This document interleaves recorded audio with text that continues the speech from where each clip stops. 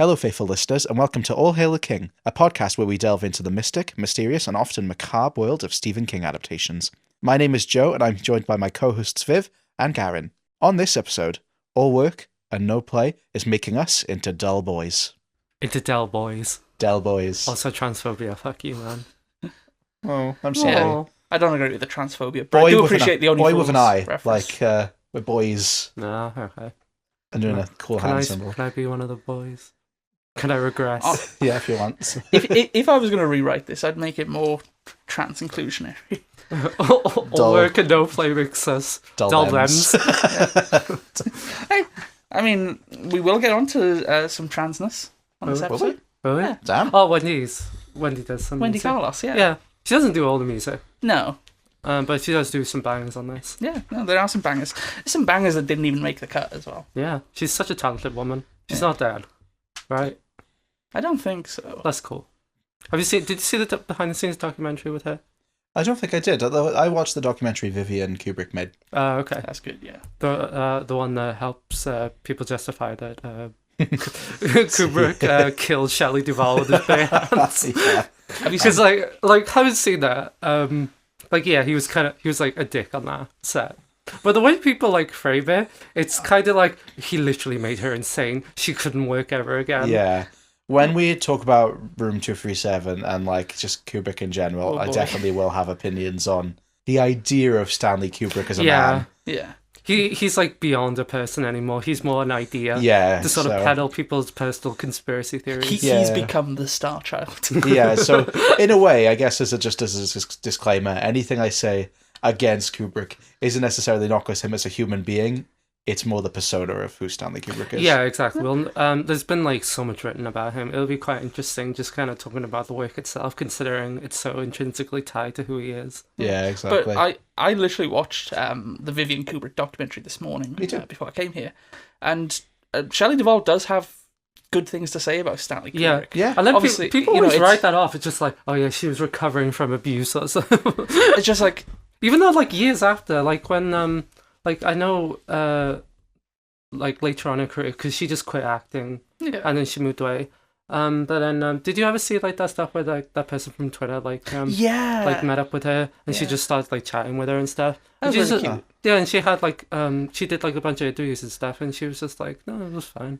Yeah. And she just, like, she didn't want to really act anymore. Yeah. That's completely fair. I think some people build this up as sort of this monolithic thing Yeah, in culture. Yeah, like, and her being like treated this way, and the after effects of it itself sort of contribute to like the monolith idea of this film. I think that's the hard thing with talking about The Shining is just we've kind of made jokes about how one of the other big ones we talked about, Shawshank, we thought was going to be a long episode, but we were really concise and on it. Yeah. And this can go two ways of we could just be really on focus and just fly through all our points, or this could be 6 hours long because there's just so much to discuss. I mean, doing my notes, I never felt like I had everything there was to write. My notes are mostly shorthand, be like, talk about this, because I know of it. Mine got to that at some point. It was fun. It's I used to be obsessed with this movie. Yeah? I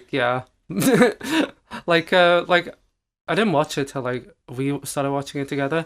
And then I just watched it over and over again. And then literally in university, there was like a day where I would put it on, I'd watch the whole thing, it would finish, and I'd be like, oh, I don't know what to watch, and I'd start it again. I actually remember this. I remember you telling me when you did this. And I was just like completely fine with it. It was just kind of hypnotic. It's kind of weirdly became almost a comfort movie.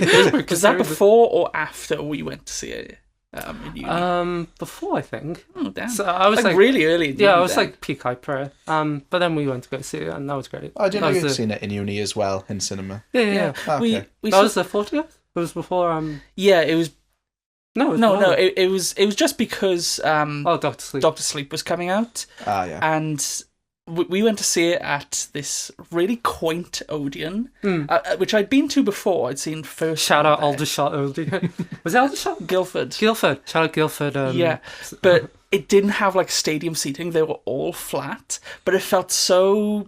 Yeah, the screen was really high. Yeah. I've been to a cinema like that. The one in Canada was like that, where it was really long, but it was no elevation. Yeah. I think seeing First Man there was weird, but seeing The Shining there was perfect. Yeah, it really contributed. The vibes were perfect for that. That's cool then. So because we also saw this in cinema together a couple of years ago. Yeah, we saw it in Showcase.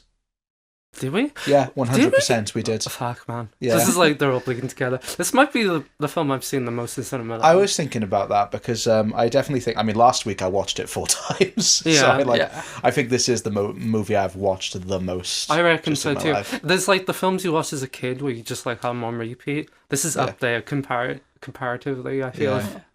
I mean, this is no Ratatouille for me, but I have seen this quite a few times. How many times have you seen Ratatouille? I would say I've probably watched Ratatouille at least 50 times. Like, actually? Yeah. Genuinely? Like, as a child, I watched it a ton, and then, like, a few years back, I was just like, oh, I want to, like, go through, like, all the Pixar films again, and I was just like, oh, I'll get to Ratatouille, just like, oh, that's cute. Time for WALL-E. And I was just like, I like WALL-E. WALL-E's a great film. So you said that like Trump. I like WALL-E. I love WALL-E. I actually do have a thing I need to say about Trump in a moment, but no, it's nothing bad. WALL-E's on the Epstein lens. It's not really about Trump. Okay. Fuck it. Sorry, go on. I'll say it. So I was watching the documentaries on this Blu-ray for The Shining, and William Friedkin's on there talking about Stanley Kubrick, and I like turned away while he was talking, and he talks with the same mannerisms as Trump. Yeah, he kind of does. Yeah, you're right. Ratatouille. I watched it a lot. Love that rat. It is funny to think of like films that you can kind of say word for word, because I can think of one for me being the Digimon movie, which Viv recently brought me on VHS, where I genuinely think, I mean, you've both watched that movie with me. I genuinely think I can go line by line for that movie. I haven't watched it with you. Haven't you? No. You watched the new ones. I watched the new You ones. haven't seen the old Digimon movie? I've seen it, but not with you. Oh, damn. Okay. Hey, we can watch it later if you want. Yeah, I'm we'll pop it always up down to about a watch couple it. hours before I gotta go. Yeah, we can put it on my VHS player. Yeah. You could show off all your cable management. Yeah. Better than the cable management you've been doing with this thing. It's like I've been gone for like a couple of weeks from this, and coming back to this is like, Jesus Christ. Yeah, fucking monkeys let out of the fucking cages. We use the same cables for First Time Flyers, which, if you haven't been following along for, we have 4 episodes, also based on Stephen King things with me and Garen, while Viv has been off.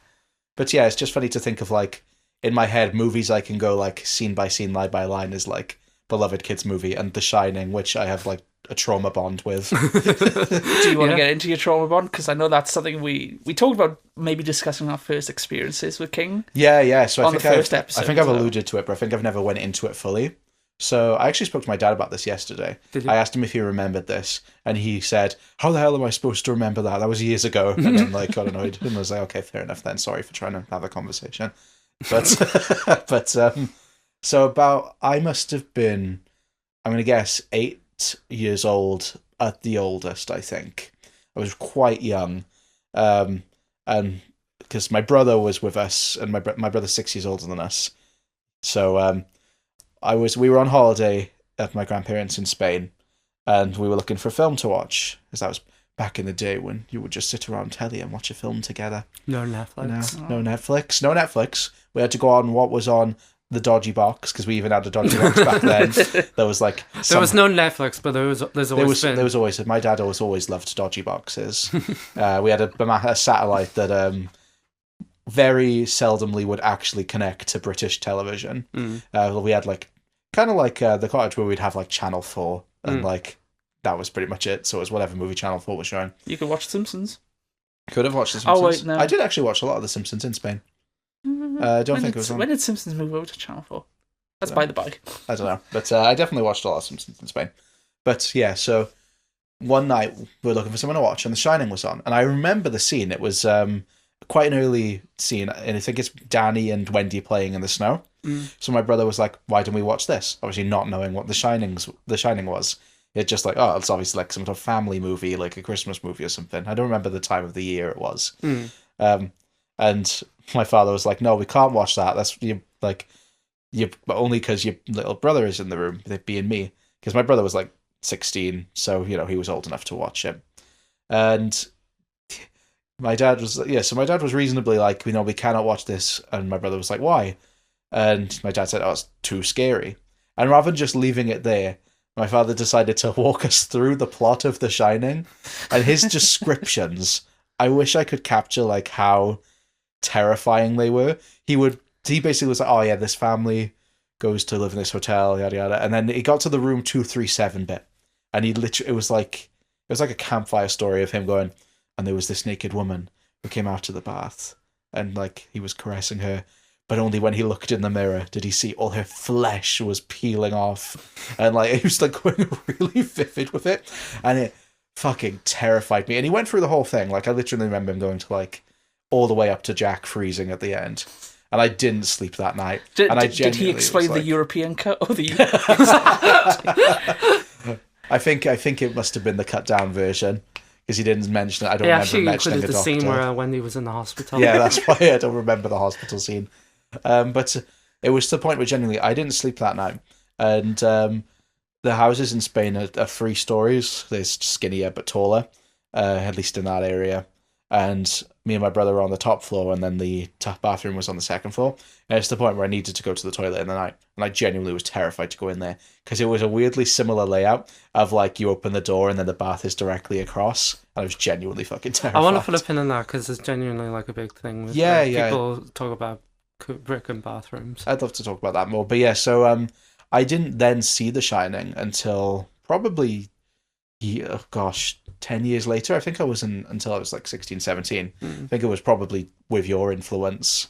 Yeah, we watched it together, didn't we? Yeah, because I watched it on telly.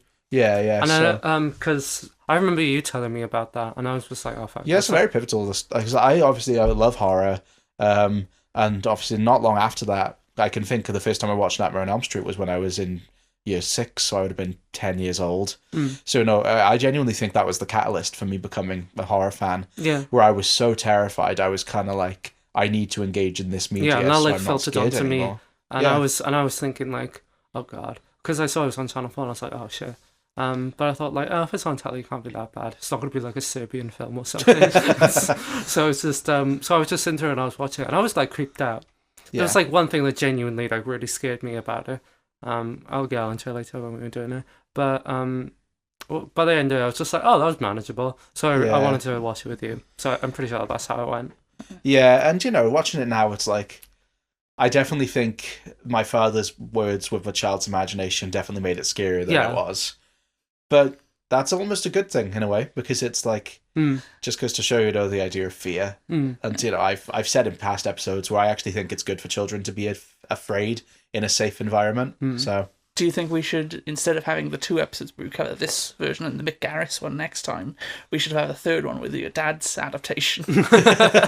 Genuinely, it's a shame that that's why I asked him yesterday, because we were talking about films, because we talked about One Flew Over the Cuckoo's Nest, which Viv and I watched yesterday, which was also on a re-release.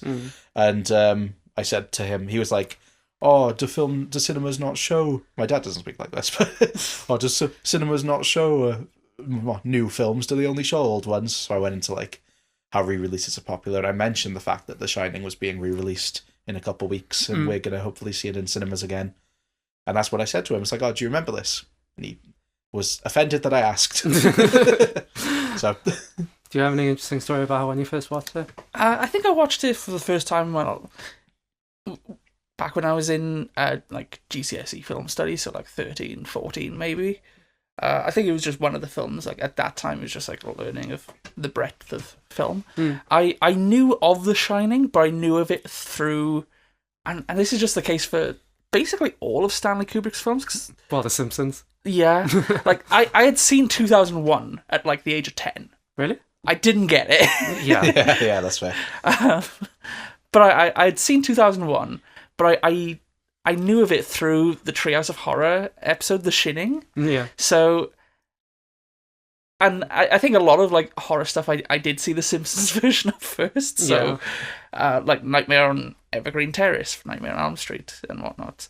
But no, it's so in my mind they are inextricably linked. But I think as time has gone on, I've been able to see them more as separate entities. But I do often, like, when the blood is coming out of the elevator, just in my mind, it's just like, oh, that's odd. The blood's supposed to get off at the second floor every time without fail. Did you remember liking it when you were younger, or was it kind of just like, oh, this is kind of strange? No, I liked it. I couldn't quite put my finger on why I liked it. Yeah, It's like, it's not. and I think this is the case for a lot of people. It's not like your conventional horror film where that's like for one after someone. For one of the most iconic horror films, it seems to not kind of subvert a lot of the tropes, but it plays with them a little bit. It's kind of like my pet peeve with a lot of modern horror advertisement, where it's like scariest movie of the year. Like I think on the poster for this, didn't it say something like a masterpiece of modern horror? Yeah, and it's like that builds up a certain expectation, especially around this Isn't that time. what Isn't that what Kubrick chose to put on it? Yeah. So the poster is designed by Saul Bass. I was going to get into this later, but I'll just do it now because it's only short. He designed a bunch of posters with like a pointillism style.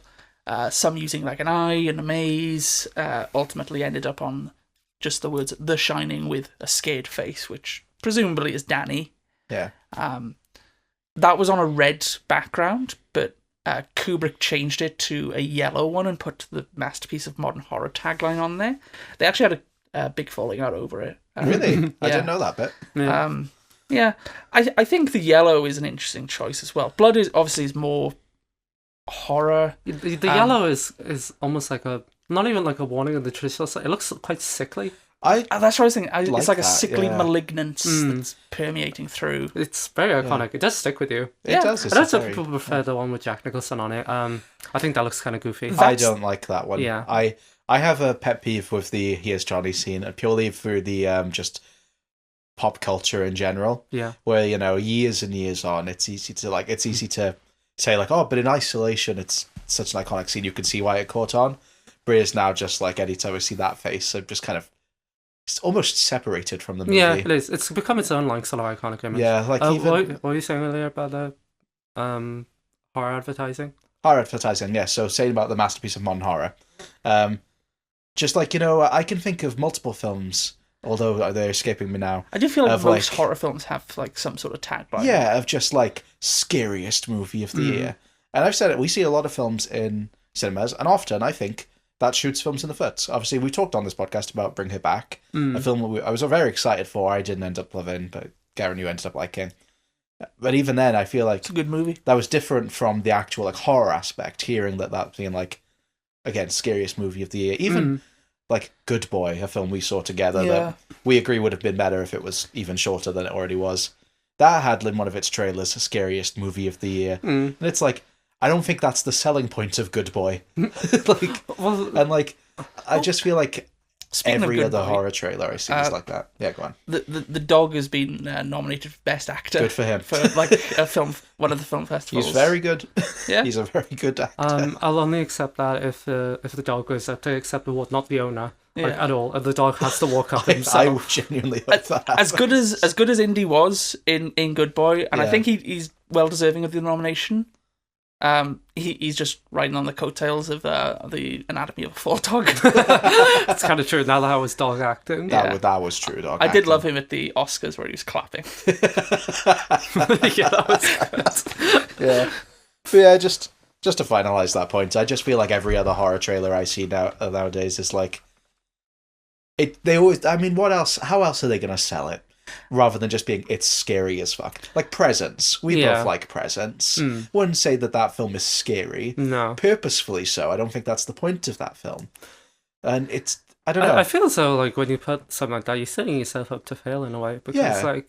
It's almost like a comedy, being like, funniest movie you'll ever see. Yeah. And then if you don't think it's the funniest movie you'll ever see, you're going to immediately go... Oh, well, it wasn't that good anyway. It wasn't Freddy Got Fingered. Yeah. Oh, yeah. That was the funniest movie I've ever seen. But by putting masterpiece of modern horror, that's kind of smart. Because you're not setting up for scares. You're just expecting, like, a modern horror, whatever it is. And I would definitely put that under this. Especially for the time it came out. It's a modernist horror. It takes all its formalist elements and uses it for horror. Yeah. Rather than it being traditional scares. That tagline and poster was only used in America. It wasn't used here in the UK. The one in the UK was the picture of Jack Nicholson doing the Here's Johnny. Yeah. And the tagline was, the wave of terror that swept across America is finally here. Mm-hmm. I think that's a good tagline, actually.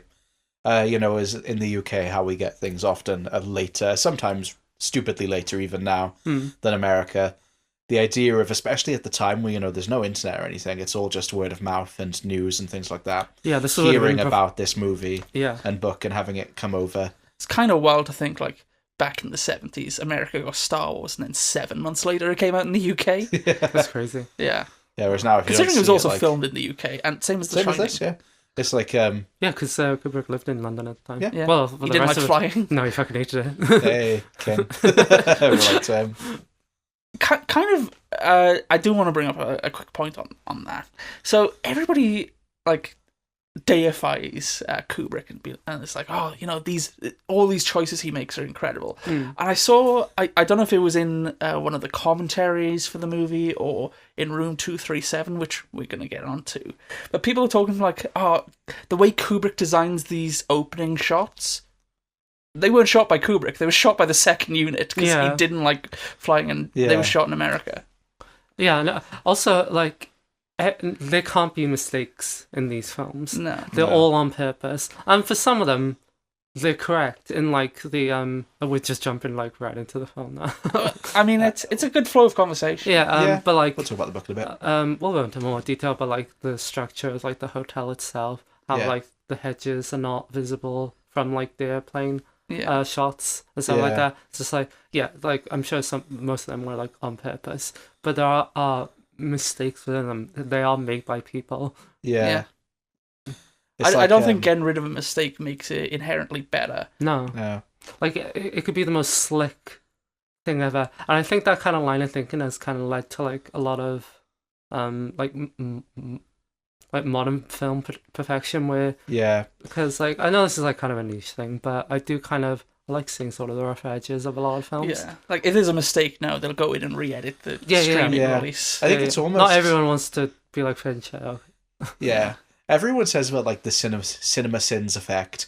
And I always think, like, this is kind of like the cinema sins effect in reverse. Yeah. Where it's like, okay, the mistakes are there, but they're there on purpose. Yeah. Whereas cinema sins is, like, every tiny little thing has to be criticised. Yeah, like, the chair disappearing in the background, that's on purpose. It's fucking with you. So, maybe. And it's in the similar sense of cinema sins and just, for frankly, nitpicking, of, like, watching Room 237, a documentary, for lack of better words, I loved. I was so entertained by it. But I didn't notice a single fucking one of those things of, like, the chair disappearing, the carpet switching when Danny's, like, on it. Yeah. And it's like... The only thing I was noticed just was engrossed the in helicopter at the beginning, where the shadow, or like the shadow of the helicopter. I didn't even notice that, to be honest. Because you're in the rookie double digits, you need to get into the triple before you start seeing these things. That's fair.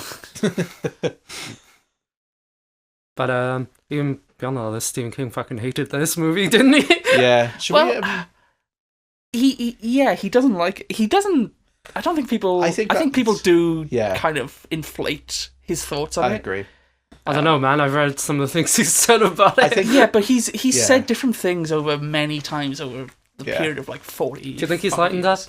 He has lightened up. And even, like, when this released, he was just like... There is, like, this essence to it that Stanley Kubrick brings to it, and it is genuinely quite claustrophobic and terrifying in a way that's different to what I would have wanted for an adaptation. Whenever I read anything like that, though, all I can think of is just like, oh, fuck, I just want this conversation over. I feel as though he just wants to get past this. I kind of not relate to King in, like, in experience, but I can see that with him. Imagine not loving an adaptation of your work for, like, reasons that are purely subjective. Yeah. Like, and they're following you forever. They're constantly going to be asking you about it. And you kind of just want him to just be like, this is Stanley Kubrick's The Shining. It is not my The Shining. Stop asking me about it. Also, it wasn't even that acclaimed, like, the movie. At the time, no. Yeah, no, it was, like, pretty panned. Yeah. Well, mixed at best, I guess. I think a lot of people went into it with the expectation of it being like the book, and it uses the framework of the book. Yeah. It's not one-to-one. It's an adaptation in the sense of truly it, like, builds on... less so builds on, but, it pulls from the book. Yeah. It's not a one-to-one, and that's okay. It wears the skin of the book. Yeah. The core is quite different, I feel. Yeah, I agree. What it's going for. I agree. But this is, like, the first instance we've all read the book. I was going to say, should we talk about the book? Because, So obviously I always read the books, and in the past, Garen, you've read Life of Chuck as well. Yeah. But yeah, this is the first one where literally all three of us have read the book. I know. This is quite fun. I was reading it whilst recovering from surgery, so that was fun. Should I go into some facts about the book? Yeah, go. And then we can talk about our opinions on the book itself. Yeah. We might not go as in-depth as I usually do, because obviously next episode we're also going to be talking about Stephen King's own adaptation of The Shining. So, but the book's going to be relevant for both. But I'll give the factual I haven't information written now. all of my notes on the book for this one, Yeah. simply because I think they're just more relevant pertinent for the to other next one. type That's episode. Fair. I'll go into the making of the book, and then we can kind of discuss. So, it was published by Doubleday, who was publishing his book at the time. It was his third novel. After Carrie and Salem's Lot, which obviously both took place in Maine, he wanted to sort of separate himself from Maine, which is really funny considering he would later become known for only doing Maine. And so... And he does bring it up a fair few times. Yeah. So he opened a US atlas and pointed randomly to Boulder, Colorado. And then October 30th, 1974, his family stayed at the Stanley Hotel in Estes Park, Colorado. And because That's so it was funny. it is quite a coincidence, isn't it? Yeah. And then it was on purpose. It was on purpose. Kubrick planned he was this planning thing. it the whole time. Yeah. What a genius. He's so smart. He is. He had the 200 IQ. He did. And they were because fucking nerd. just because they were just like in the film, the hotel was closing for the season. They were the only two guests, which I think would be terrifying. Yeah. To be fair. Yeah. And hotels are creepy when you're with people. They're like the liminal space Yeah. of liminal spaces. So especially like to be the only ones there. I mean, if I was them, I probably would just like wander the halls at night and just kind of get lost in the feeling of it. Especially a big hotel like that. It's not like a Premier Inn. It's like The Shining, but it's a Premier Inn. Fucking travel lodge. King said that that night he dreamt of his 3-year-old son running through the corridors, looking over his shoulder, eyes wide and screaming, being chased by a fire hose, which will be more relevant the next episode. He said, I woke up sweating all over, within an inch of falling out of bed. I got up, lit a cigarette, which is sick. Awesome. Sat in a chair looking out at the rocks. And by the time the cigarette was done, I had the bones of the book firmly set in my mind. This is another chance of like King just being like, oh, I dreamt it. Yeah. It's like... fucking convenient, man. Yeah, I'm sure he did in some way. King's characterization of Jack is very famously known to sort of be based on himself.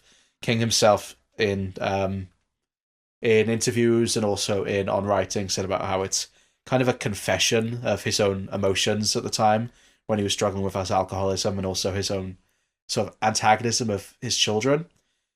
Which I think is really interesting, and like we'll talk about that, especially with when we talk more about the characters and Danny specifically. But I think that's kind of a powerful thing to admit. Yeah, they're saying like, because a lot of parents I think do resent their children at times, and I feel like they sort of had to repress it. Yeah. Do you resent your children? I mean, I have so many that yes, I definitely do resent some of them. But obviously, you gotta give leeway because they're children. They're still like that's learning. the thing. So you got to remember it. So you end up like sort of like suppressing these things, and they can sort of gradually like grow in a sort of like evil way. Genuinely, I do find it interesting as well that we kind of chose certain episodes at random, but the one that we had just before this was Bag of Bones, which I feel, having not read the book, there's certainly in the film a lot of allusions to alcoholism in there, and it's also about what if a house was haunted. It's they're going for different things clearly, but I do feel like there's a thematic familiarity. I feel like struggling with inner demons. Yeah, that's what I was going to say, because I feel like the thing with King, he clearly pulls from a lot of the same ideas. I mean, we talked about that with Bag of Bones, of just kind of like the Stephen King checklist of like a writer, alcohol, things like that. I think he's more of a playwright in this. He is definitely. Jack is.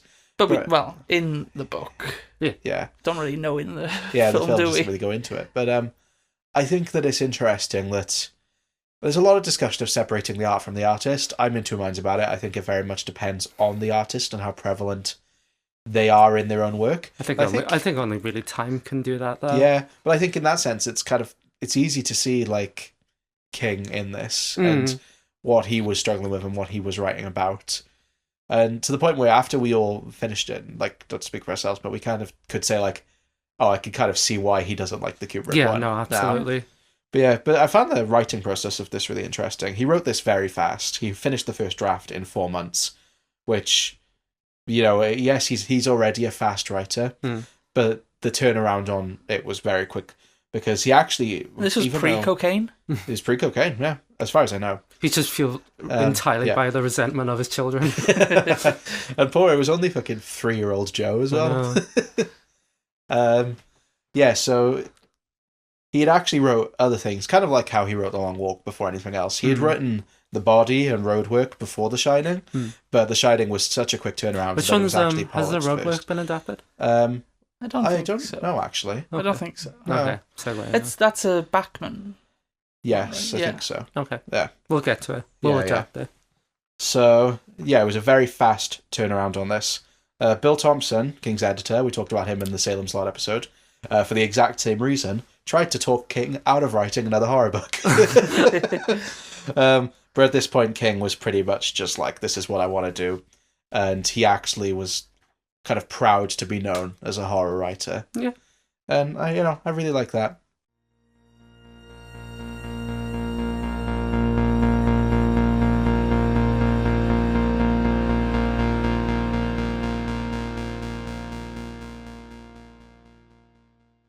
There was the book, like the film has a cut down version. The book is also actually cut down. There was originally a prologue and an epilogue called Before and After the Play, respectively. Okay. Yeah, the prologue was included in a magazine as kind of an extra feature, and the epilogue was actually considered lost until 2016. Oh, really? Yeah. So I haven't read either of them. So like after they meet up at the on the beach area. Yeah, I think further on, and both were more to do with the hotel. So. I guess they were just kind of like, well, we're focusing more on the family. We don't really need to go into that, which I think makes sense when you look at the influences on what King was influenced by. So I got a list of books. So Ray Bradbury's The Veldt, which I've not read. Don't know if you're familiar with that. Apparently that's about like dreams becoming real, which kind of like inspired The Shining as an ability. We talked about this one before, Shirley Jackson's Haunting of Hill House. Oh, of course. Which I think makes sense when you consider the prologue and epilogue, because Hill House also opens with a description of the building, and I think that's probably what it was. Having not read them, I imagine it was very much a sort of, the description of the building of that must have been like before one of and after. His biggest influences in general. Yeah, because he talked about that with Salem's Lot as well, which obviously is the book that precedes this. And also a couple of Edgar Allan Poe short stories, which I have read, including Fall of House of Usher and The Mask of Red Death, which is directly name-dropped a couple of times in the book. Yeah, so very, very interesting, I think, the writing of this. And also the title is a reference to a song by John Lennon. What song? We All Shine On. Shit! Yeah. Shine bright like a diamond. I would never in a million years. I don't know how true that is, but I found it online. So okay, sure, why not? The rest of it pretty concrete. Most of it's quotes from King. I do like the name The Shining. It's it's so enrapturing. Like knowing the name before you even know like what The Shining is. Yeah. It's almost so vague you kind of don't expect it to be relevant, and then to find out like, oh no, The Shining is actually this ability, And it's so interesting to name it after that, seeing as that's almost like opposed to like calling it like the Overlook or something. Yeah. Like Salem's Lot is Salem's Lot. It's about the location. Carrie is Carrie. The Shining is so vague. Like, yes, it's the ability Danny and Dick Halloran have, but also it's not the driving force of the plot. No. You know what I mean? Yeah, I guess so. It's an aspect. In the book, more so, I guess, because the hotel is after Danny in the book, whereas in the film, it's more interested in Jack. Yeah. It's weird. I can't. Obviously, we know it as being The Shining forever. I can't picture it as anything else. It's weird. Like I'm trying to think. Even the Overlook seems like obviously. Yeah. I don't know, but that just sounds dull. Yeah. King likes very simple titles, like looking at the shelf, Misery, It, Yeah. even Bag of Bones is quite a simple title. Mm. The The Tommy Knockers. the Langoliers. But no, yeah. So it is interesting. It's one of those things where the name is so iconic that you can't picture it being named anything else. It's like Carrie is literally just her name, but what else would you name Carrie? Yeah. I think I said... Girl Shining. Girl Shining. I think I said to either you or Viv recently, I do tend to have a problem with films that are just named after people. Yeah, you said to me when we talked about Christie.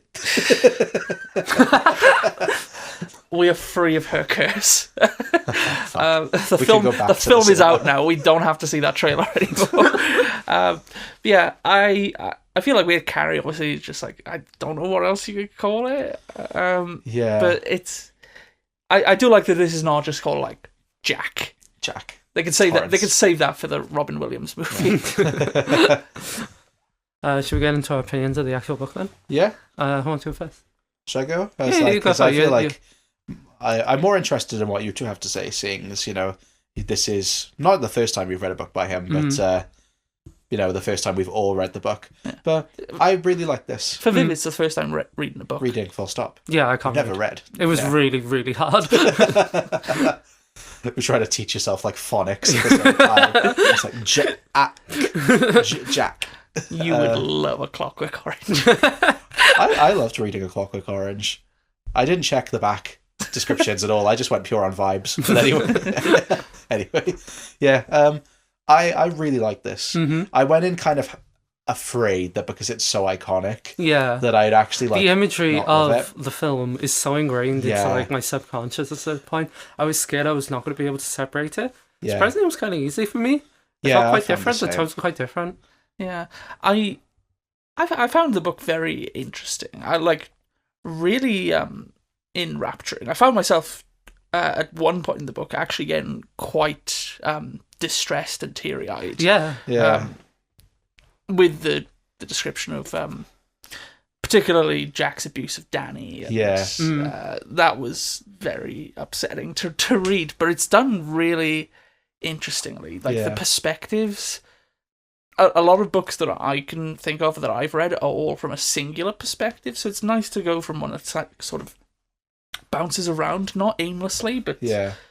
Yeah, it gives you did the a thing more with... vivid Yeah. picture. It kind of did the thing where it's like each chapter was almost like a full perspective, but it does sort of shift between some chapters. King does that really well. I think I've said about how in Yeah, Salem's really, Lot it does flows a pretty similar well. It thing. never feels jarring to go from one or the other. Because in Salem's Lot, he does a similar thing where you'll be with Ben for a bit and then it'll flow into Susan. It's interesting because I actually think that it's really ahead of its time. So obviously, I read a lot of... I've read a lot. I love reading. Split perspectives is really popular at the minute, especially in YA. And I've seen pros and cons of it. One of the cons people criticize is especially it's a lot often used in romance stories. And a lot of the issues people have is like, I don't want to know exactly what both of the characters are thinking. I'd rather have one and let the other one be ambiguous and more interpretive. But I think that it's so interesting seeing King as this like now seasoned writer. At the time, yes, he was still becoming successful, but this is very early on in his career. Using this writing style that is very, very unique and now very like modern in a way. Yeah. To not focus on focus through the eyes of one of the characters. It'd be very easy if this book literally was just like first person from Danny. I mean, I even said that Bag of Bones was the first one we've looked at that was told in first person specifically, other than Christine. And even Christine switches to Lee's perspective for a third of it. Yeah, it is something that's very in vogue. Like I don't read as much as you. I don't keep up with a lot of modern literature.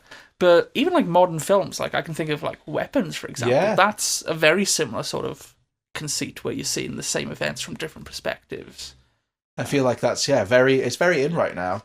And it's so interesting that that's the style that he was using, not even just from this, but before this with Salem's Lot. And I think it's a style he does really well. It's the one praise I always give him is just he makes such compelling characters. I was going to say, my favourite part of this is the way he writes characters. I think he gives them so much depth. even children, which I think are very hard to. I- I thought yeah, Danny yeah. was a really compelling I love character. Danny. I love the description of Danny. I think some of the dialogue seems a bit like... That's my one criticism. If you look at like my pros That's your one versus criticism? cons, I thought you had another I have criticism, another, to and be it's fair. kind of related to. It's just dialogue in general. Okay, yeah. My main criticism is Dick Halloran's dialogue. Hasn't aged the best. It's not terrible, but like one of the lines I wrote down is like dig on it a while. It's like, King, have you spoken to a black man? This is the 70s, man. White people spoke like that too. Yeah. Have you met a black man from the 70s? That's true. Yeah. Yeah, that's fair. Also, the dialogue between Dick's dialogue is like could be pretty corny, but I really thought as opposed to like the film, which I thought their relationship, but Danny and Dick's relationship in the book was like really really sweet. Yeah, I really like that. I haven't seen the film. Like, I think Dick Halloran is one of the one of the people you can latch onto and be like, oh, this is just a kind guy. Like the way he talks to Danny. Yeah. He's so like bombastic as well when he's talking about like the chickens and the freezer, and he's just doing the Looney Tunes. yeah. What's that, Doc? Yeah, I love Scatman Crothers and that. Yeah, he's great. I mean, we saw him yesterday in One Flew Over the Cuckoo's Nest. Yeah. And he's just a great actor. Yeah, he's a friend of Jack Nicholson's, and Jack Nicholson convinced Kubrick to cast him. That's fair. Because Kubrick wanted to cast Slim Pickens, a white man. Oh, yeah, he did. That's bad. Like, Yeah. Dick Halloran is black, just canonically. Yeah, no, he's like very part of his like, character. Yeah. But going through like even like in the film, it's quite detached. Obviously, the whole film is like a detached, but just seeing like the process, like the internal process of all these characters is fascinating. Considering how distant the film is with the characters and how much you have to fill in the gaps in a way. Yeah, that's something I was conflicted about from the film, going back to it from the book. Because obviously, a lot of the times for these, I read the books first, and this is one case where that was literally impossible because I'd just seen the film You just got a like decade ago. blackout drunk and it's like, I don't remember this movie anymore. Yeah. So it was very interesting reading the book, having known the film, and then going back to the film. And I was just kind of shocked about like how, not necessarily fast the film does character stuff, but more just how much you're left to fill in the blanks. Yeah. And I think that like once I processed that difference, I did really like it. But yeah, I think that this is just some of King's best character writing, and honestly, at this point, horror writing. Like in terms of the vibes of the Overlook, like just some of the quotes, like it was as if the Overlook had swallowed them whole, and like microbes trapped in the intestines of a monster, like that. Just the idea of the Overlook. That is like its own my beast. there's like quite a lot of like horror stuff I quite like in it, but that is my biggest criticism. Not that I don't find it scary. I think a lot of the horror elements. I think there's good tension in the book. Yes. Between like the like when like the showdown near the end, I thought that was like really quite compelling. But a lot of the horror stuff I thought was like kind of corny all the time. I've got some criticisms, and I know this is a criticism that Kubrick had as well of the book. Yeah. The fucking topiary. I feel like next week we're going to talk a lot. Next episode, we're going to talk a lot about bushes and a fire hose. They're a means to an end for me, so I can kind of look past them just because the threat is real for them. Yeah. And like the stuff with like Danny like running away, like his emotions I genuinely felt. Yeah. But just like the general concept of them, I don't find that interesting. I think it would have been more interesting if perhaps like Dick Halloran even says to Danny about how it's not real. And I think maybe it would have been more interesting if he had played into that a little bit more of the more sillier horror aspects, like the fire hose and the bushes. Maybe if they hadn't confirmed that was like literally happening, and that was more from Danny's perspective. Like some of the ghost stuff they kept in, say, the film, like the stuff in with the bar guy, what's the name? Lloyd. Bartender. Yeah, with like Lloyd and that. I thought that was handled very interestingly. Yeah, we both talked about that recently, about how that was handled in the book in terms of the lack of dialogue from Lloyd's perspective, and you're almost left to initially think, anyway. Yeah. I thought that was like, oh, that's a really really interesting way to handle that.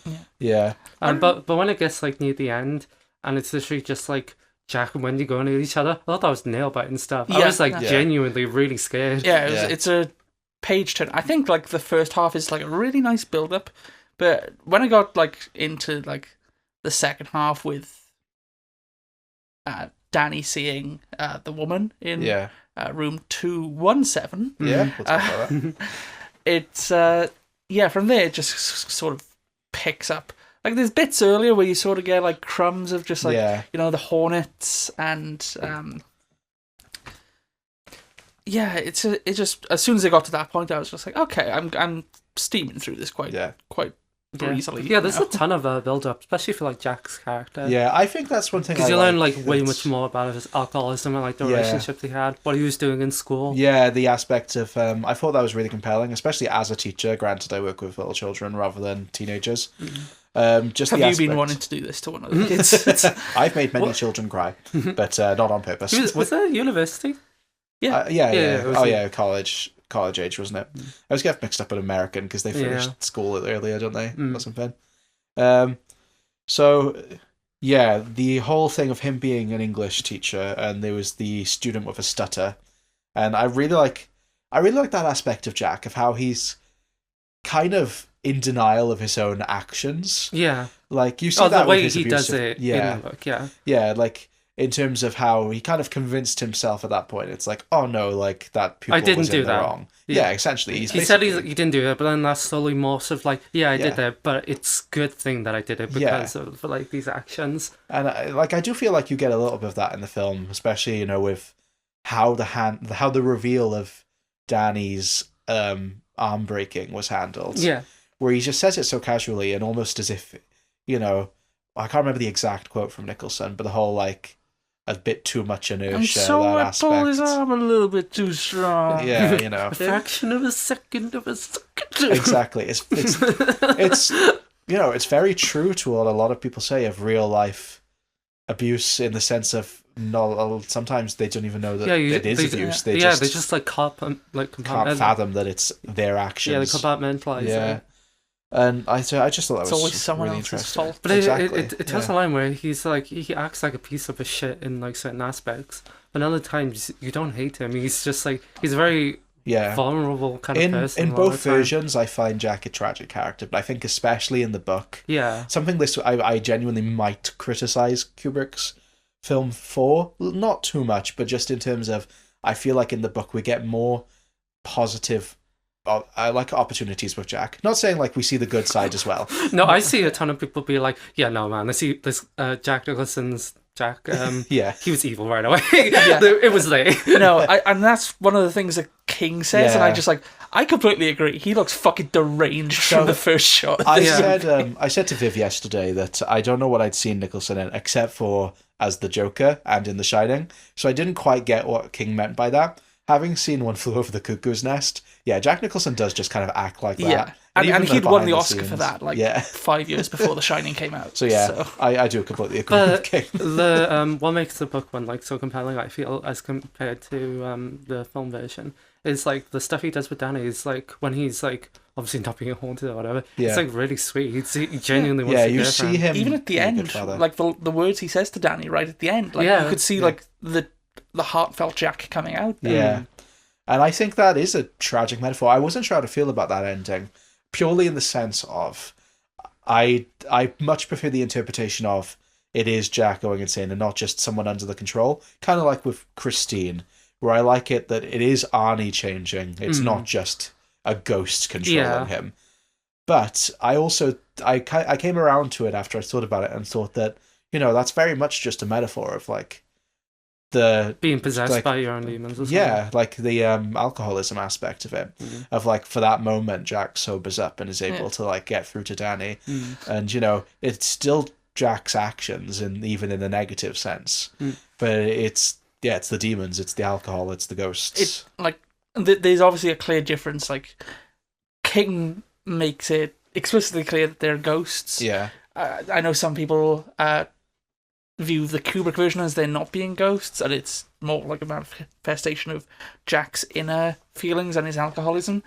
Regardless of how you view it, in both versions, Jack is possessed by spirits. Yeah.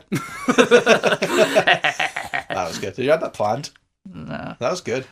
The emotions of the book. I mean, you could just see the alcoholism of it is shining through, but also just King's fatherhood and like writing this as a new father with a toddler. I mean, he did the dedication to the version of the book I had was dedicated to Joe Hill, and he says like, "This is for Joe Hill King who shines on," and I really like. Okay, then okay, so it is a John Lennon. That's from the song. Yeah. And yeah, even like one of the non-scary quotes I wrote down, the nice ones is, "The tears that heal are also the tears that scald and scourge." And just like the idea of these emotions and fatherhood and family. I just think that he just gets it, like in terms of the themes he's going for. Yeah. I also say I really like how he wrote Wendy. Yeah. Yeah. Beyond the body descriptions and the general thing, I really like her. Yeah. Well, this is good because we talked last week about breasting boobily. Breasting boobily, and we talked with Bag of Bones about the more negative female characters of King. No, I genuinely think like Wendy is a very interesting, nuanced character, and that she's stuck between a rock and a hard place and wanting to leave, but still having these emotions and sort of not being able to. It never feels like it blames Wendy for staying with Jack, which I think a lot of. She clearly lays out like, we have to, but I can't. I don't know where we go. They're financially strapped. Which I think was an interesting thing that was different from the film as well. Yeah. It's like their financial situation. Like they are fucked. Yeah. Like this is like a last resort for them. Yeah. There's also the stuff with her mother where it's like she doesn't really have any family ties to go to. Yeah. Like she would literally rather stick out, go there, than go back to her. Yeah. I know there's a lot of criticism towards Wendy in the film, more so than the book version. I'll get into that. I have a lot to say. Yeah. No, I do feel like what is brought to the film version of Wendy is it seems from the face of it less proactive, and she's more she's this, to use another Shelley Duvall film, she's Olive Oil and Jack Nicholson is Popeye. She's like the distressed. Yeah, she's a scream queen. Yeah, it's weird because not in that way, but kind of. Yeah. I do feel like Wendy in the book is a stronger character, and it's an interesting juxtaposition because even though the film is there, it doesn't mean the book doesn't exist. If I want that version of Wendy, I can go back and read the book. I think we'll get on to when we talk about Shelley Duvall. Yeah, the Shelley Duvall of it all. The Shelley, yeah. Has anyone got any more to say about the book now? Because obviously we'll have lots of opportunities to talk about it throughout. He's a very smooth writer. This is like one of the quickest reads of like this sort of length. He's really good at constructing sentences, which I know is a weird thing to say about a writer, but he makes reading easy. I've read some of King's books where I've struggled to get through them, and this is one where it's like it's been so nice to go back to one where it flows. Yeah, so well. His sentences have like a really good rhythm, and he has a good pace of things. Yeah. Could you imagine if he wrote Cell back in the 70s? Honestly, that'd be interesting. All those big, massive phones. Yeah. Well, it's interesting to think rotary of, it's interesting to think of how the novels I've read that are post 2000 are the ones I've liked the least. It'd be very nice to read one of the more modern ones that I do really like. Like, obviously, I like Life of Chuck, but I mean a full-length novel. I don't know what the next one we've got slated for that is considered Modern King. There is one we're going to be covering in a couple of weeks that's Modern King. Oh, of course it is. Oh, well, that'll be really good then to compare. Yeah, of course. Sorry. But in my head... Dr. Sleep. Yeah, obviously Dr. Sleep. We said it earlier. In my head, I just associate Dr. Sleep so much with, like, the fact it's the Shining sequel. I forgot that the book is still modern. Like, he didn't write it back then. Yeah. What do you think of the ending? What do I think of the end? Ending. Like, how different it is. I think it's interesting. It's a lot sweeter. It's hard to say. I know, considering how much you have watched The Shining, I'm surprised that of the three of us, you're the one who hasn't seen the miniseries. Yeah, because I heard it's dog shit. I think it's more nuanced than that. I don't think it's. Yeah, I'm excited. I don't think it's as strong as the film version. It's not as strong as the book version, but a lot of the differences, I'm just like, oh, okay, that is not just exclusive to the miniseries, just like that's in the text. So, but the miniseries does diverge from the book as well in certain places. So that's going to be, it's going to be interesting to come back to that and have that discussion. I do feel, because the ending is different in the miniseries to the book. I do feel like it's that conversation between Dick and Danny, where they're talking about fishing. It's just a really sweet note to end it on. It would feel way too melancholy for a Stanley Kubrick film, and I completely see why it's different. It would not have worked given this. I'm interested to see.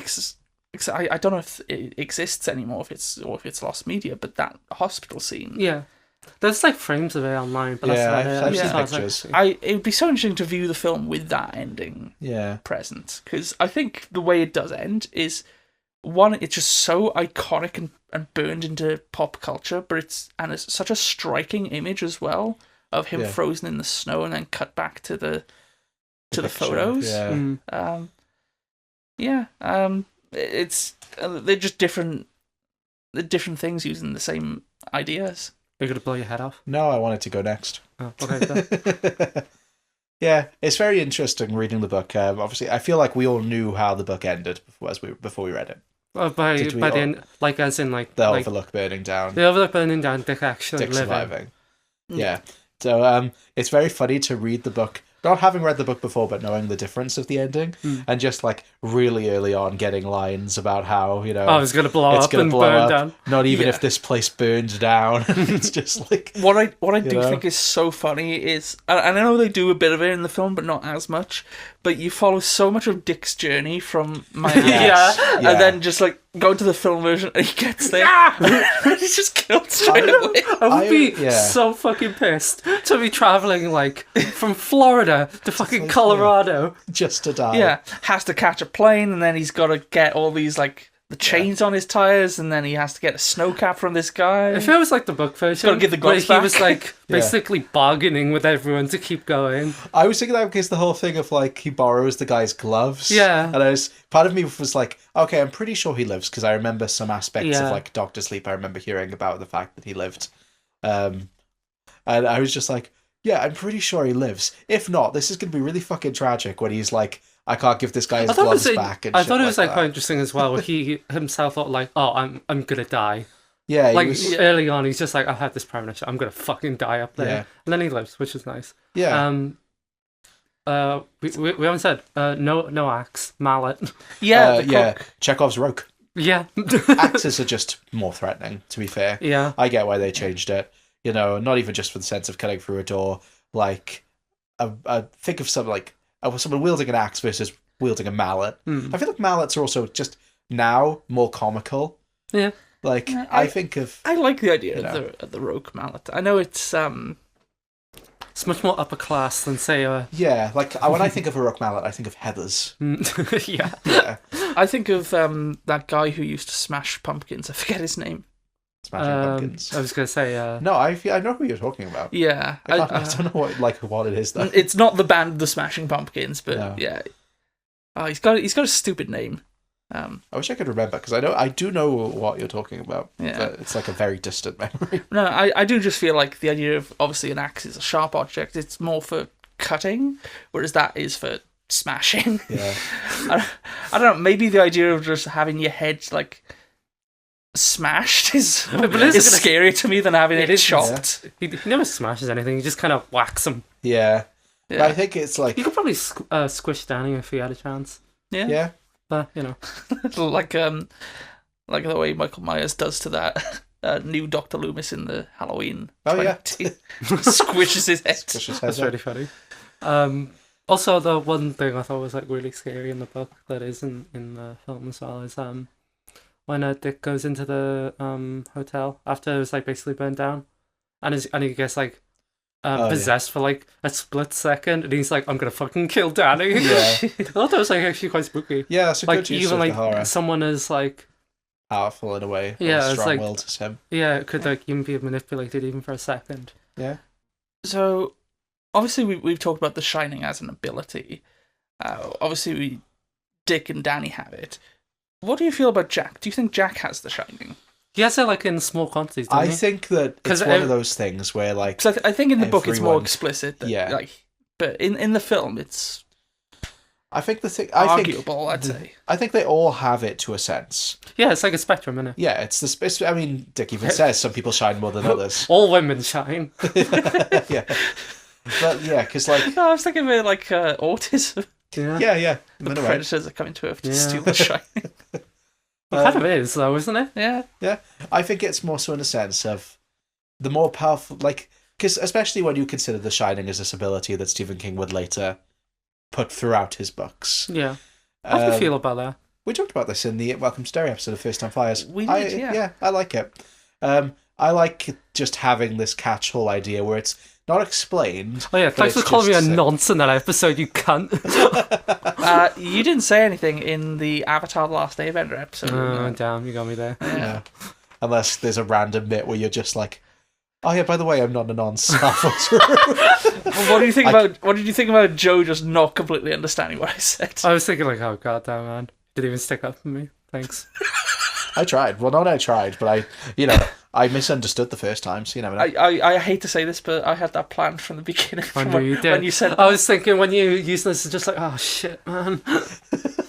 Anyway, Yeah, what was you you saying? shouldn't have what said did you it. think of the? Oh, the Shining is an ability. Yeah. I like having a catch-all term that's not explained. No, like I- it used later on in his books or used- something. Oh yeah, so well, even just retroactively, him being like Carrie's ability is the Shining in a sense, Yeah. and you know the kids in it having like a The link extended to it. universe of it all. Yeah, the extended universe of it all, but it's not explicit. Yeah, It's not like it's not in everything. No, as and well, it's which is it's all nice. it's just kind of like a catch-all term, where King can just go for better or worse. It's like people like explanations, and thankfully, King seems to be like in the weird middle Do you ground. like it I being like- explained? I don't want to know what The Shining is, or like how it ever came to be, but I like the idea of just if someone said to King, "Why does Carrie have powers?" Just being like, "It's The Shining." I'm fine with that. Okay. I think that's just. Do you think he means it, or do you think he? I think yeah, now he does. I reckon he does. Yeah. After, obviously, at the time, I don't think there was anything because The Shining came years after Carrie. But I like the idea of having just this catch-all thing where you can just kind of use it as an explanation of just not explaining where it came from, but just being like, it's just a linking force. You know, I like that, and I like the levels of The Shining that we see. Where I do think Jack has the tiniest bit of a shine to him.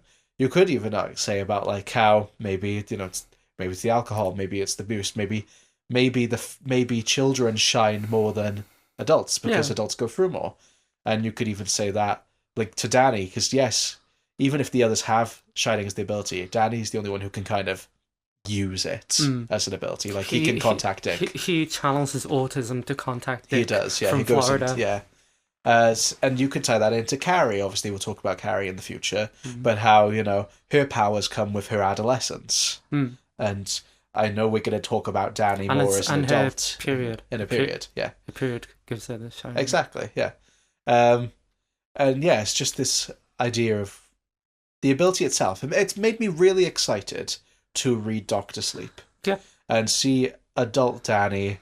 Especially in the book, because I feel like, I remember the film, and I remember liking the film, but I feel like I don't remember how much the film goes into it. Obviously, we'll see The Shining more as an ability, because we're following Danny, but I'd like to see what Stephen King does with it in the future, and I'm kind of glad that even though this is like a really big one, you could even maybe argue one of his biggest books in terms of the level of like fame it has, but I'm glad we're doing it kind of early, because now anytime The Shining does come up, whether implicitly or just explicitly, we'll have that opportunity to sort of discuss it. Once we cover Carrie, you're covering like his big. The first, we'll have covered his first three, his big first three, and we were gonna start with Carrie before we realised how it has so many adaptations. So we were actually going to do them in order because we were going to do Carrie, Salem's Lot, then The Shining. Not all of them.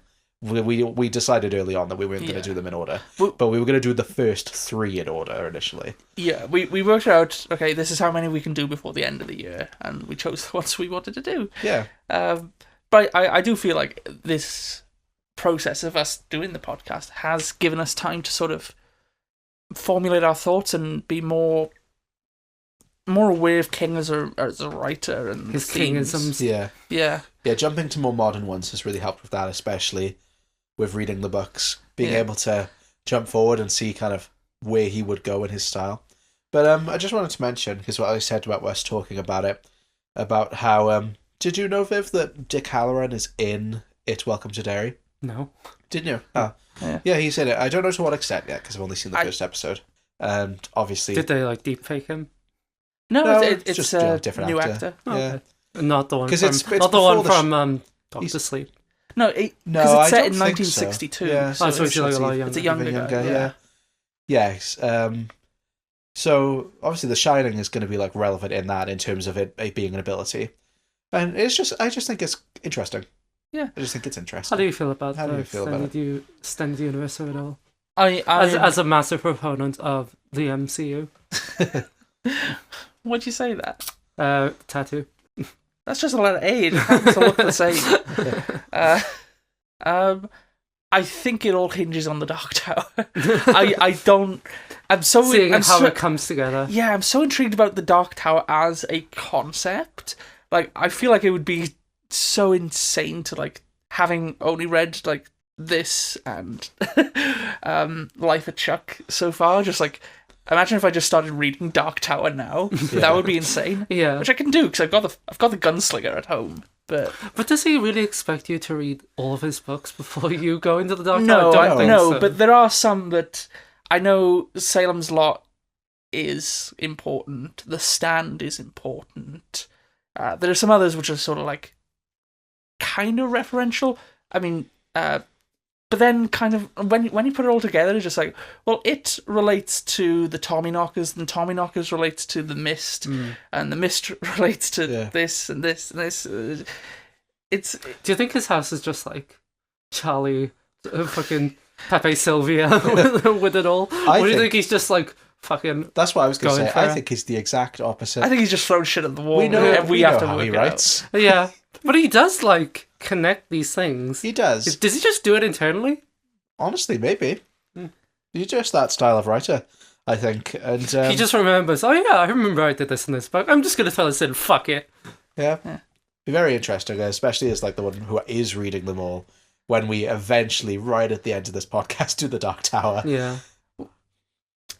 I'm intrigued for obviously to revisit the miniseries and finally get around to Doctor Sleep, which has been like calling to me, just like watch me. It's just like I've been putting it off. I'm intrigued to see if we see a 1958 Plymouth Fury in that, because obviously there wouldn't be one here. Yes, There was when we were watching Cuckoo's Nest. There was was it a Plymouth Fury? Or was it just red? I think it was just red. It might have been. It just kind red. of looked like a Plymouth It Fury. looked like a. It came on. It was like that. Oh yeah, did you? They do mention a Plymouth Fury. Yeah, I in the was gonna book. say I did like Yeah, soy yeah. jack a bit. Yeah.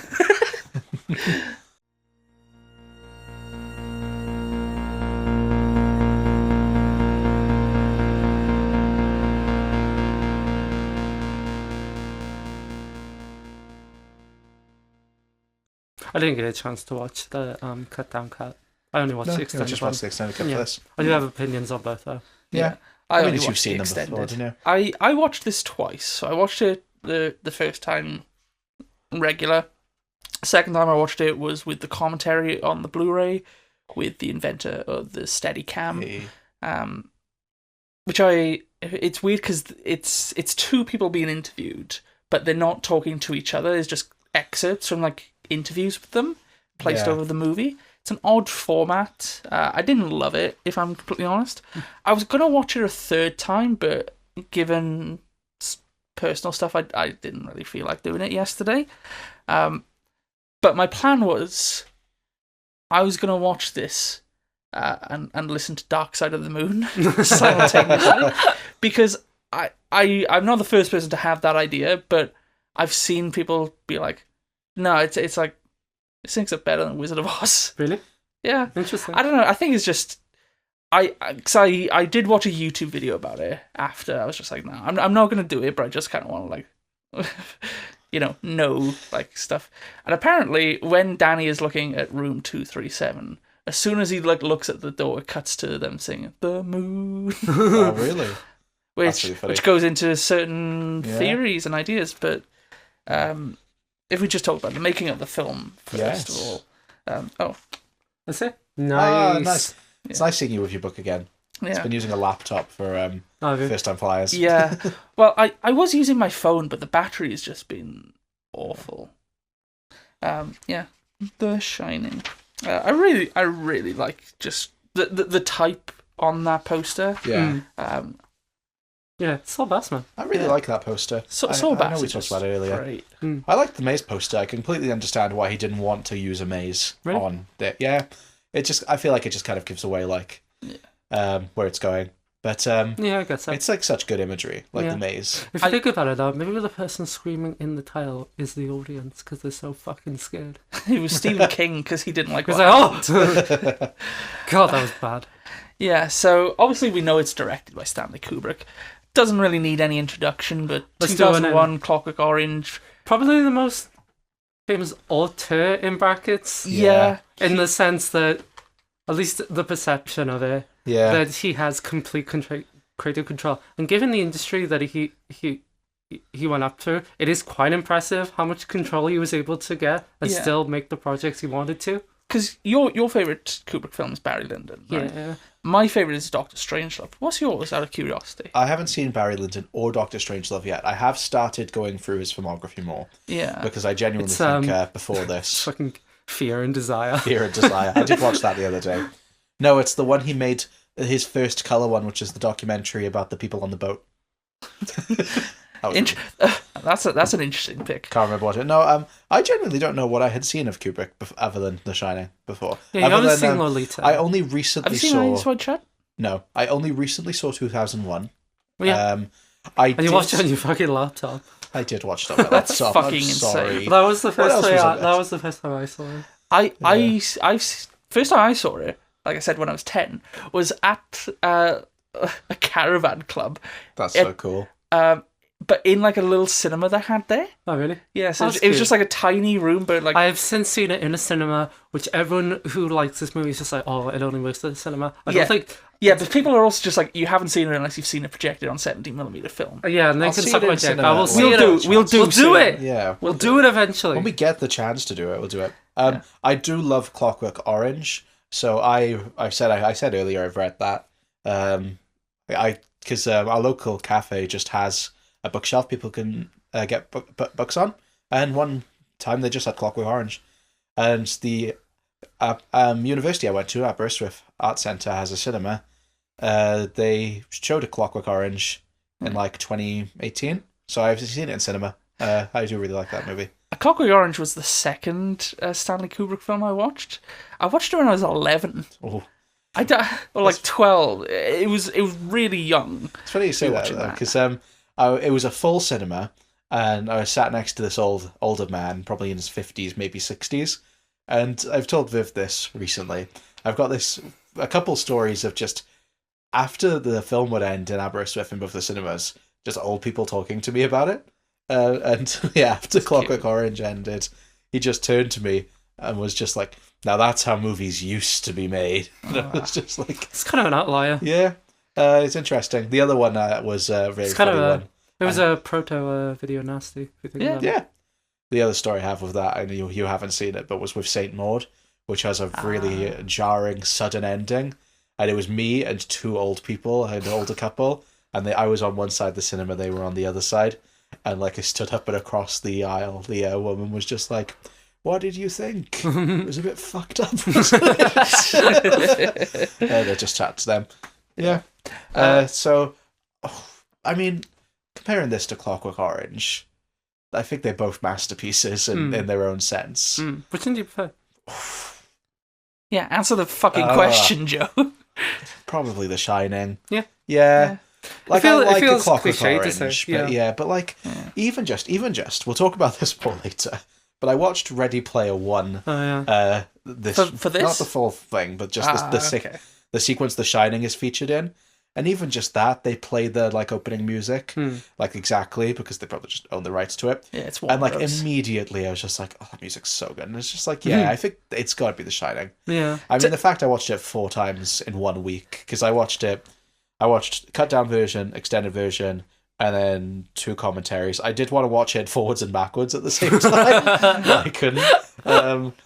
Yeah, so the fact I could watch it, that many times in such a short amount of time and still love it Yeah. says a lot. It just like it brings up like new things. It is like a mirror. But I'm excited I've downloaded Kubrick's filmography, so I'm excited to go through the rest of it and see the things that I haven't seen before. There's a brand new transfer of Eyes Wide Shut, and it looks incredible. I need to get that. So I want to check that out. So should we watch Eyes Wide Shut together? let's watch Eyes Wide Shut. Yeah, that'd be good. We'll get that transfer. Okay, I'll hold off on that one then. No, it's his last one as well. So if you're going in order, Yeah, I'm going in order. I wasn't planning on are it. you going to watch AI Artificial Intelligence? Was he involved No, in that? but he was going to make it, and then he died, and then Oh, Yeah, because really? him and Steven Spielberg were like really good friends. I didn't know that he was going to make that. I've seen that movie. Spielberg actually oversaw the 4K restoration of this. Really? Yeah. Ah, Yeah. that's And nice. I think it does need to be said that is the best part of Ready Player One. Yeah, I hate Ready Player One, and even watching that bit, like... I don't despise it. I don't think it's great. I think the stuff that's good about it is brought by Spielberg. Yeah, and my thing is, I hate the book with more. The book is infinitely worse. I've read Ready Player 2. I know it's got... It's quite misogynistic, isn't but it? I even have beef with, like, the author himself. Have you ever heard his nerd porn poem?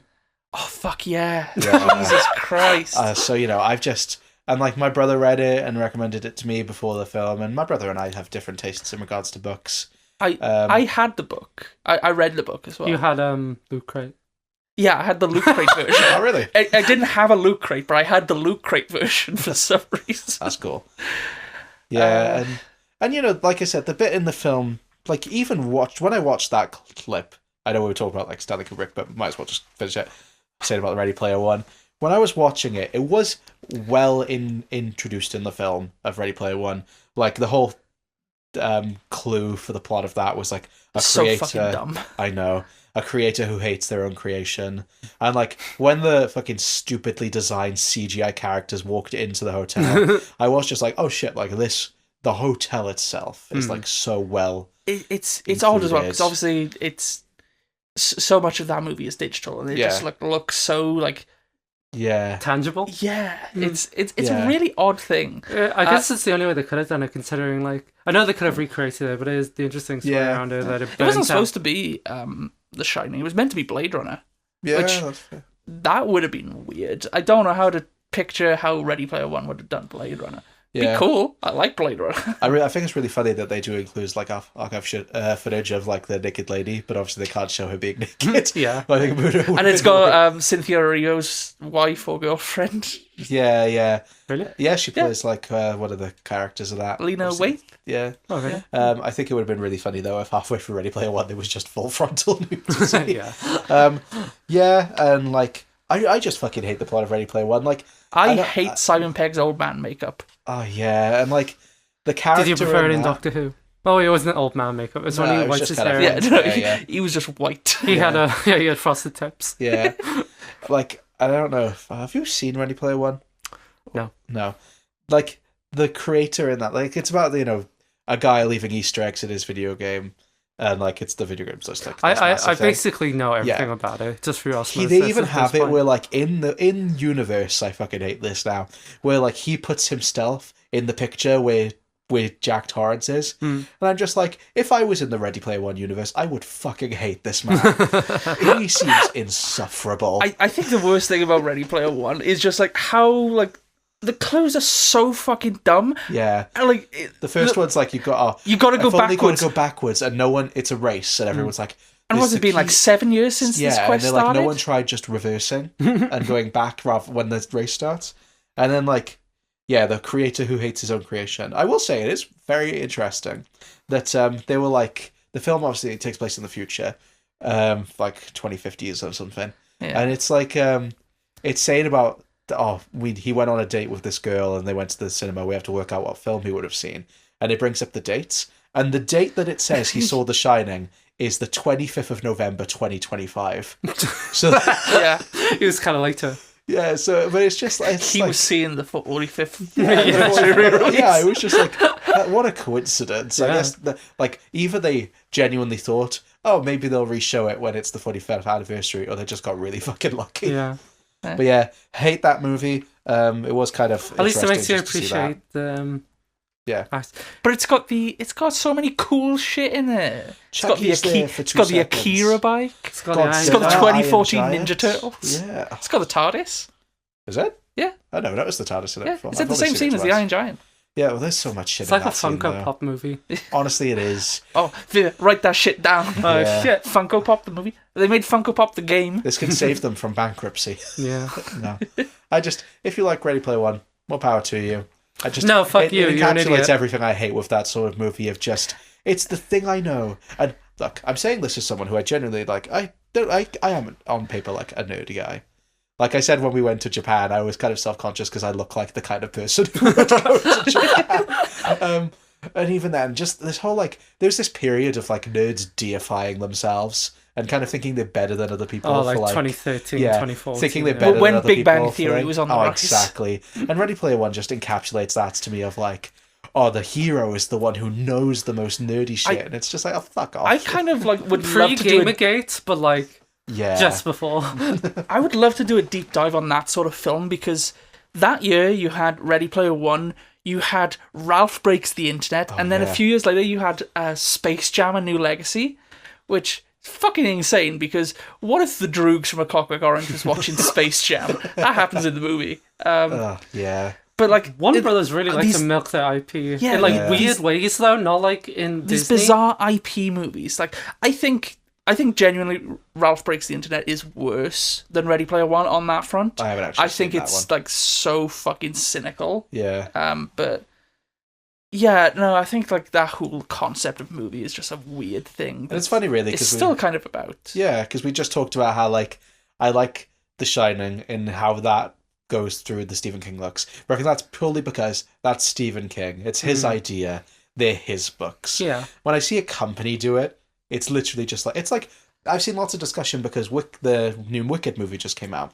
And I've seen lots of discussion about like the copyright and especially in regards to the ruby slippers. And I've seen some videos about how different interpretations of the Wizard of Oz have got around this. So, for example, in Phineas and Ferb, rather than ruby slippers, they're red rain boots and stuff like that. And a lot of the comments are just going over the same things of like, fuck, all these companies just have too much power in terms of just owning Yeah. these ideas and these pictures. If I was to do like something in the Wizard of Oz universe, I would be like, oh no, it's not the ruby slippers, it's the red shoes from the red shoes. It takes place in the same universe. But yeah, so that's a little relevant tangent. I mean, Yeah. I wanted to talk about Ready Player One at some point. Yeah. So the film adaptation was written by Stanley Kubrick, and also a novelist, Diane Johnson. Yes. So she had written a book called The Shadow Knows that impressed Kubrick. Essentially, she was also doing lecturing on like Gothic horror literature Yeah. at the time, and Kubrick and her kind of shared a similar mentality when it comes to horror that maybe King doesn't necessarily share, where it's King is obviously very clearly the ghosts are real, whereas he's just like Stanley Kubrick. I think he said like almost word for word, ghosts are not real. That would imply the existence of hell. or Yeah, something. I have beef with him about this idea, but yeah, he did. We'll talk more about that. In a I minute. think- But He Joe, must if you have- disagree with him, he's got 200 IQ. that's He- true.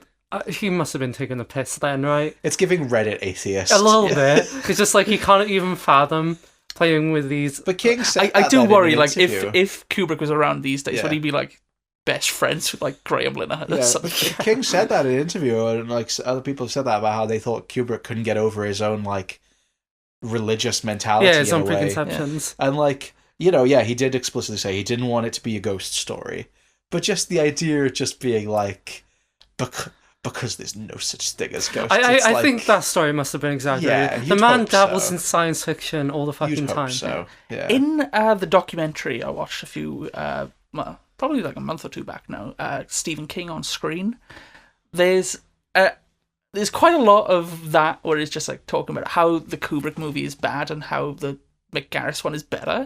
I will talk more about that next time, just because I think there's some interesting things. But I can't remember if it is McGarris or more likely Frank Darabont who tells the story. He says that Stephen King had 2 conversations with Stanley Kubrick. The last time was he was laying in bed and got a phone call at about 2 or 3 o'clock in the morning, and it was Stanley Kubrick, and he just says, "Hey, Stephen, is God real?" Okay. And Stephen King is just like, "I don't know, I guess it's up to whoever wants to believe." And Stanley Kubrick's just like, "Very interesting, thank you." That's really funny, though. Yeah.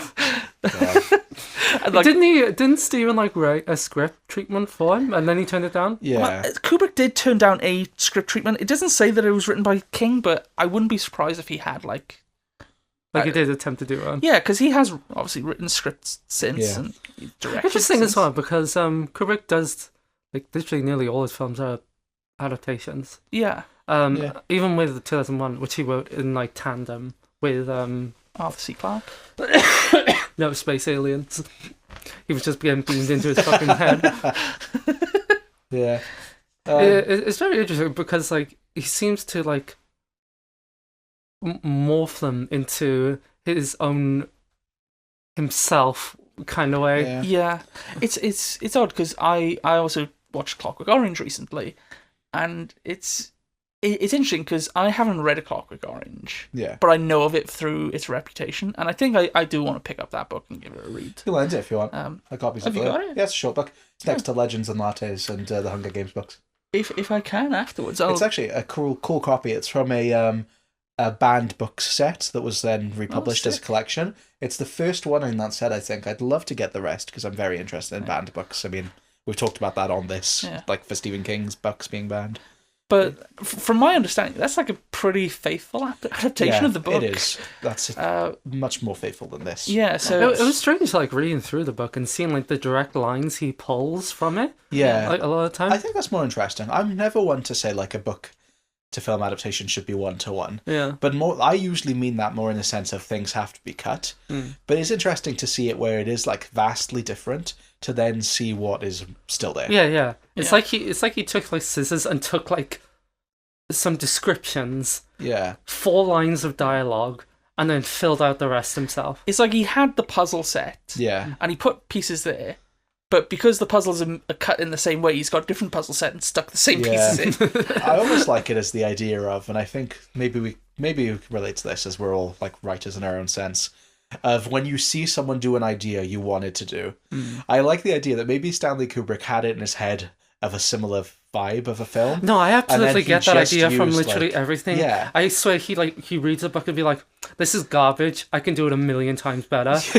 And in a way he's right, in a way he's wrong. That's what I mean, in the sense of he does it different. I want to do something like this. For a Stanley now Kubrick I can use this as a adaptation. jumping off. Yeah. It's great. Yeah, exactly. It's just very interesting with this sort of egoism that you kind of undeniably got to see with him. He never chose, at least later on in his career, to do fully original works. They're always based on stuff. Yeah. It's just quite interesting.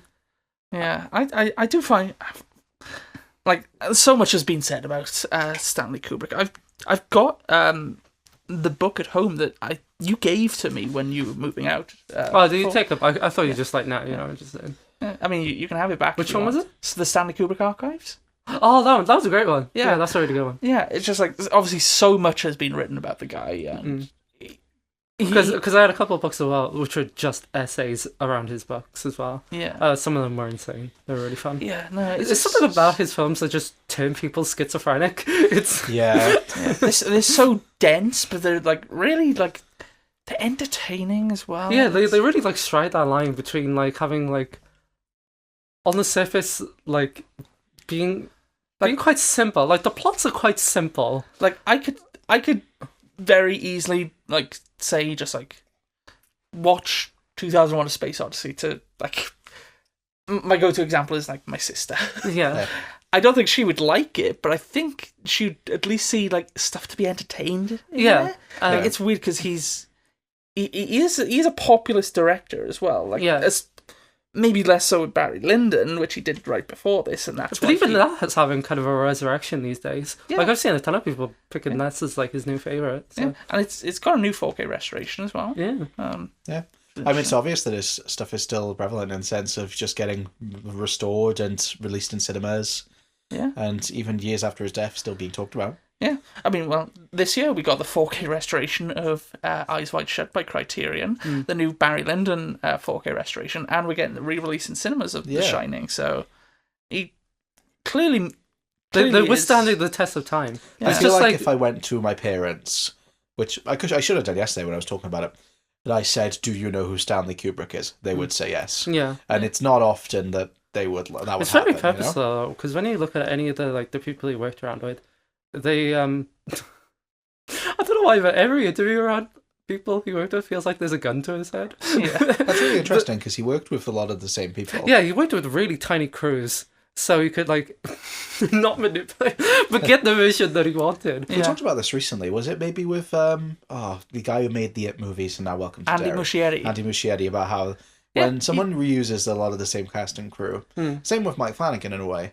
Hi, Mike. In the sense of just, you've got to kind of appreciate that they must be like good to work with. Yeah. In that sense. But then it's also funny because you hear so many nightmare stories. You hear horror stories about like the extent of his formalism and the way he like pushes people to get certain outcomes. Who did the poster again? Saul Bass. Even Saul Bass said, didn't he, that he was like frustrated by the specifics that like Stanley Kubrick's wanted. It's also funny hearing about like different directors who said like the people who worked with different directors who heard that they were like taken from Kubrick and they wanted to do a million takes or something, and then they were just like, oh fucking hell. I do think Jack Nicholson in one of the documentaries just like has just like, it might have been the Vivian Kubrick one, I can't remember exactly, but the way he talks about his acting process and working with Kubrick is so interesting. Yes, yeah, that was the Vivian Kubrick one. Yeah, like he says he's got these ideas for like what he wants to do with it, but if he's challenged by the director, he wants to go with the director's interpretation because he doesn't want it to seem prototypical of this is what Jack Nicholson would do in this circumstance. This is. Which is quite interesting, because this is a very Jack Nicholson performance. Yeah. I know. I'm just going to run through some of the crew members who Kubrick brought in. So his cinematographer, John Alcott, who I believe had just won the Oscar for cinematography for Barry Lyndon. Quite rightly so. That movie is so that is one gorgeous. That is one of the most beautiful films I've ever seen. But yeah, he also did Clockwork Orange. Yeah. Edited by Ray Lovejoy, who did 2001, but also would go on to do Aliens and Batman. Which cool. I feel Aliens and Batman together. Aliens versus Batman.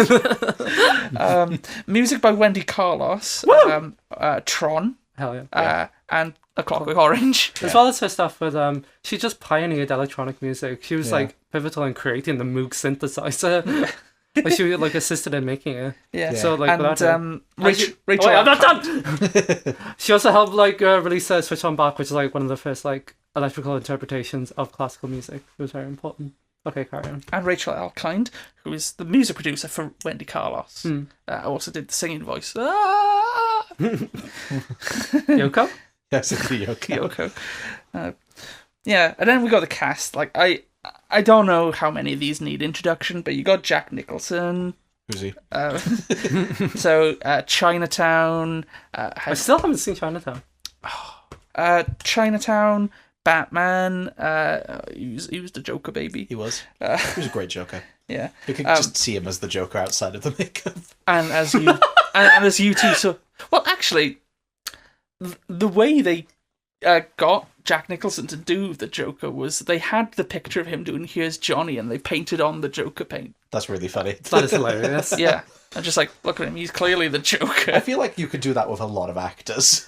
Just put the paint on them. Yeah. But he clearly like his acting style. Yeah, no, he's a crazy madman. Yeah. I wonder if he would go into a fridge.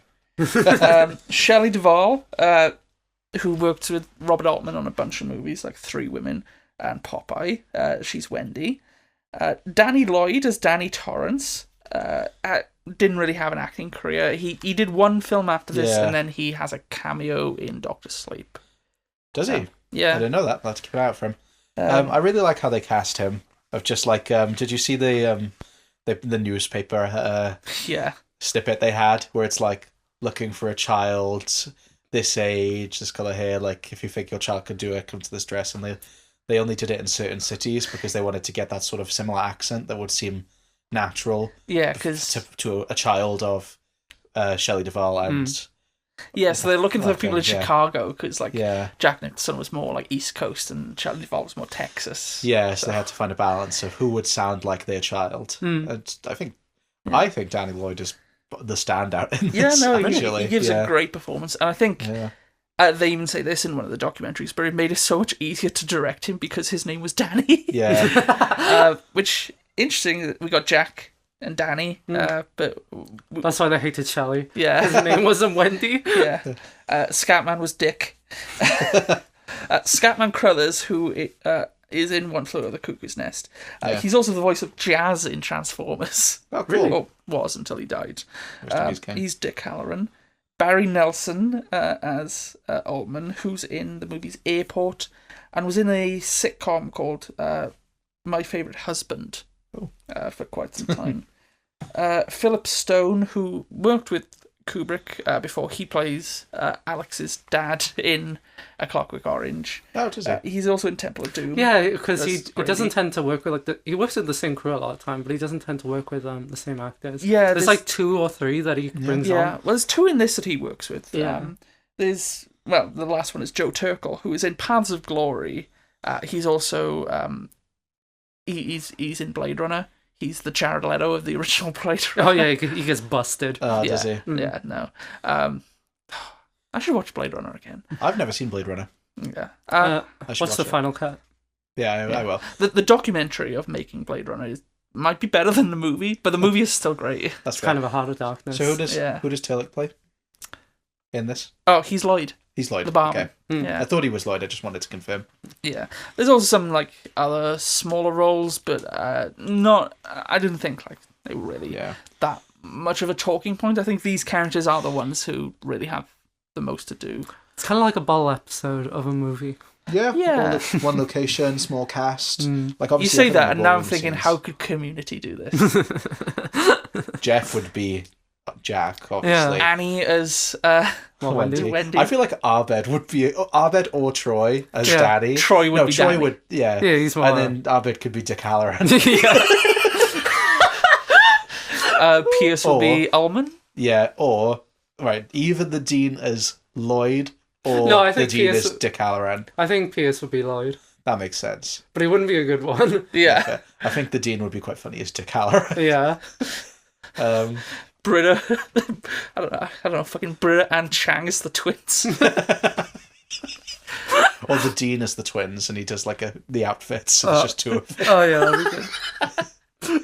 Hello. Oh god. Hello. I should also watch Community Come again. play with us. Oh yeah. Whilst I was recovering, I also watched all the Community. So that was fun to go back to. We need to do this every episode because this is one of my favourite bits of the long walk when we just fan casted. I know. I think Community is such like a malleable thing. Yeah. You can just.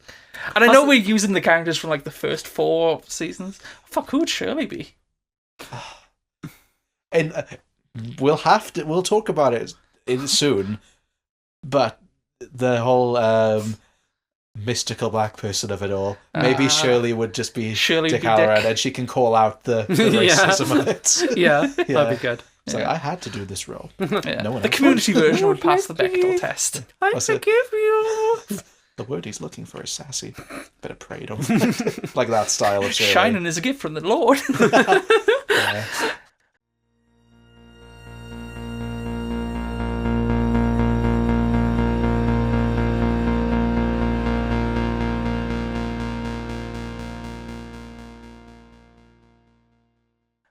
The budget for this, at the time, was $19 million, which would equate to about $75 million today. Box office returns were $48 million, so equivalent to $189 million today. An okay turnaround. It's definitely profitable. Yeah, Not as because didn't he wasn't Kubrick like interested in doing like a big horror thing because Barry Lyndon didn't bomb But it didn't do well in the US. It didn't do well financially. It had mixed reviews from critics at the time. I think it's more reassessed now. But it got like Oscar noms. Well, it sounded like Kubrick wanted something a bit more commercially viable, which at the time was horror, and it was a book adaptation from Stephen King. Yeah, so. and also the #1 bestseller. Also, he had declined the offer to direct The Exorcist, and that was making like box office like bananas. I bet he was fuming. Yeah, I'd be interested to be in the parallel universe where he directed The Exorcist. Imagine William freaking fucking The Shining. God, that'd be wild. So we went up in the actual snowy mountain. We found actual ghosts. Imagine we killed Dick. Imagine how big Stanley Kubrick's aura would be if like the people died on the set, and you'd have these documentaries being like, "That's intentional." You know, I love the idea of the whole story of they told Danny Lloyd that it was a drama rather than a horror. Of who made it? William Friedkin. Of William Friedkin just being like, no, we traumatized this child. No, we had to get the performance. So this was released and distributed by Warner Bros. It was given a limited theatrical release in the US in about 10 theatres on the 23rd of May 1980 before going wide on the 13th of June. It opened the same weekend as The Empire Strikes Back. Damn. Yeah, damn. So tough competition, but it was, because it was a limited release, it actually had a higher per theatre average. So I do have it written down here. That was your bill. Shush! I'm trying to find it. So this had a per theatre average of 622,000 compared to 500,000 for Empire Strikes Back. Bear in mind, though, Empire Strikes was wide, so you can go see it at any cinema. And it did make more money overall. This then came out in the UK in October of 1980, on the 5th, so just a little bit later, and it had about 27 minutes cut. So when it was in limited release, it was slightly longer because it had that scene with Wendy and Ullman at the end. But that was it cut out before it went wide. And that's why there are technically 3 versions of this movie that exist, to my knowledge. So Jack Nicholson was Kubrick's first choice for Jack Torrance. As we already mentioned, King wasn't too keen on that idea. But there were a couple second or third choices we had down the line. So Chris Christopherson, who was in the 70s A Star Is Born, he was Kubrick's second choice. Also considered were Harrison Ford, Robin Williams, which I thought that would be interesting. I think Robin Williams is a brilliant choice. Him and Shelley Duvall, Popeye reunion. Cocaine reunion. Yeah. I mean, was this like the time where he was just doing like Mork and Mindy? So he wasn't the Robin Williams. Yeah, it wasn't Patch Adams yet. And Robert De Niro. And did you hear what Robert De Niro had to say about this? No, I didn't. Robert De Niro wasn't formally offered the role, but he did say like a few years later when he was asked about it, he was just like, that movie gave me nightmares for a month. Oh, that's funny. Wait, could you do it with the Robert De Niro face? You talking to me? You giving me nightmares for a month? In hindsight, I have nipples, Greg. Well, you didn't write down another person who was. I do have that written down. You do? Yeah. Don't is try. That King's preferred. Don't try. No. Yeah, King had a few different choices. Yeah, it was the King's version. Yeah. John Voight, Martin Sheen, and Michael Moriarty. Also, Christopher Reeve. Michael Moriarty is Sir. Really? Yeah. Be a slave, you mean? Yeah.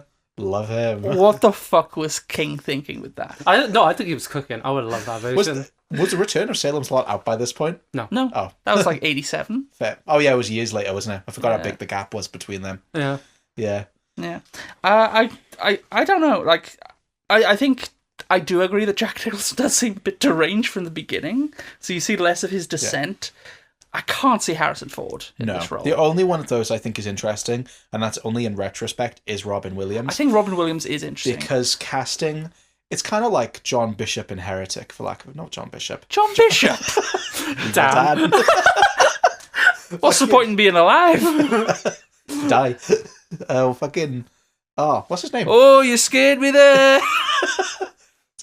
What does he call his frying pan? I'll walk you. Oh God. Terrible. Who's in Heretic?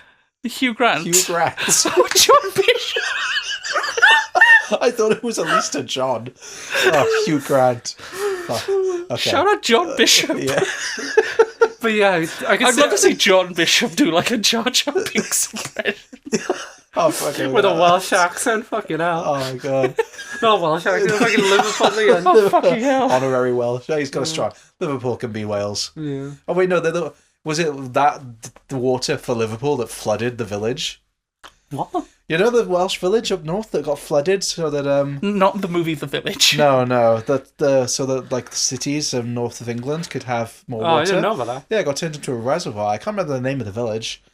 Aberystwyth. Aberystwyth's gone.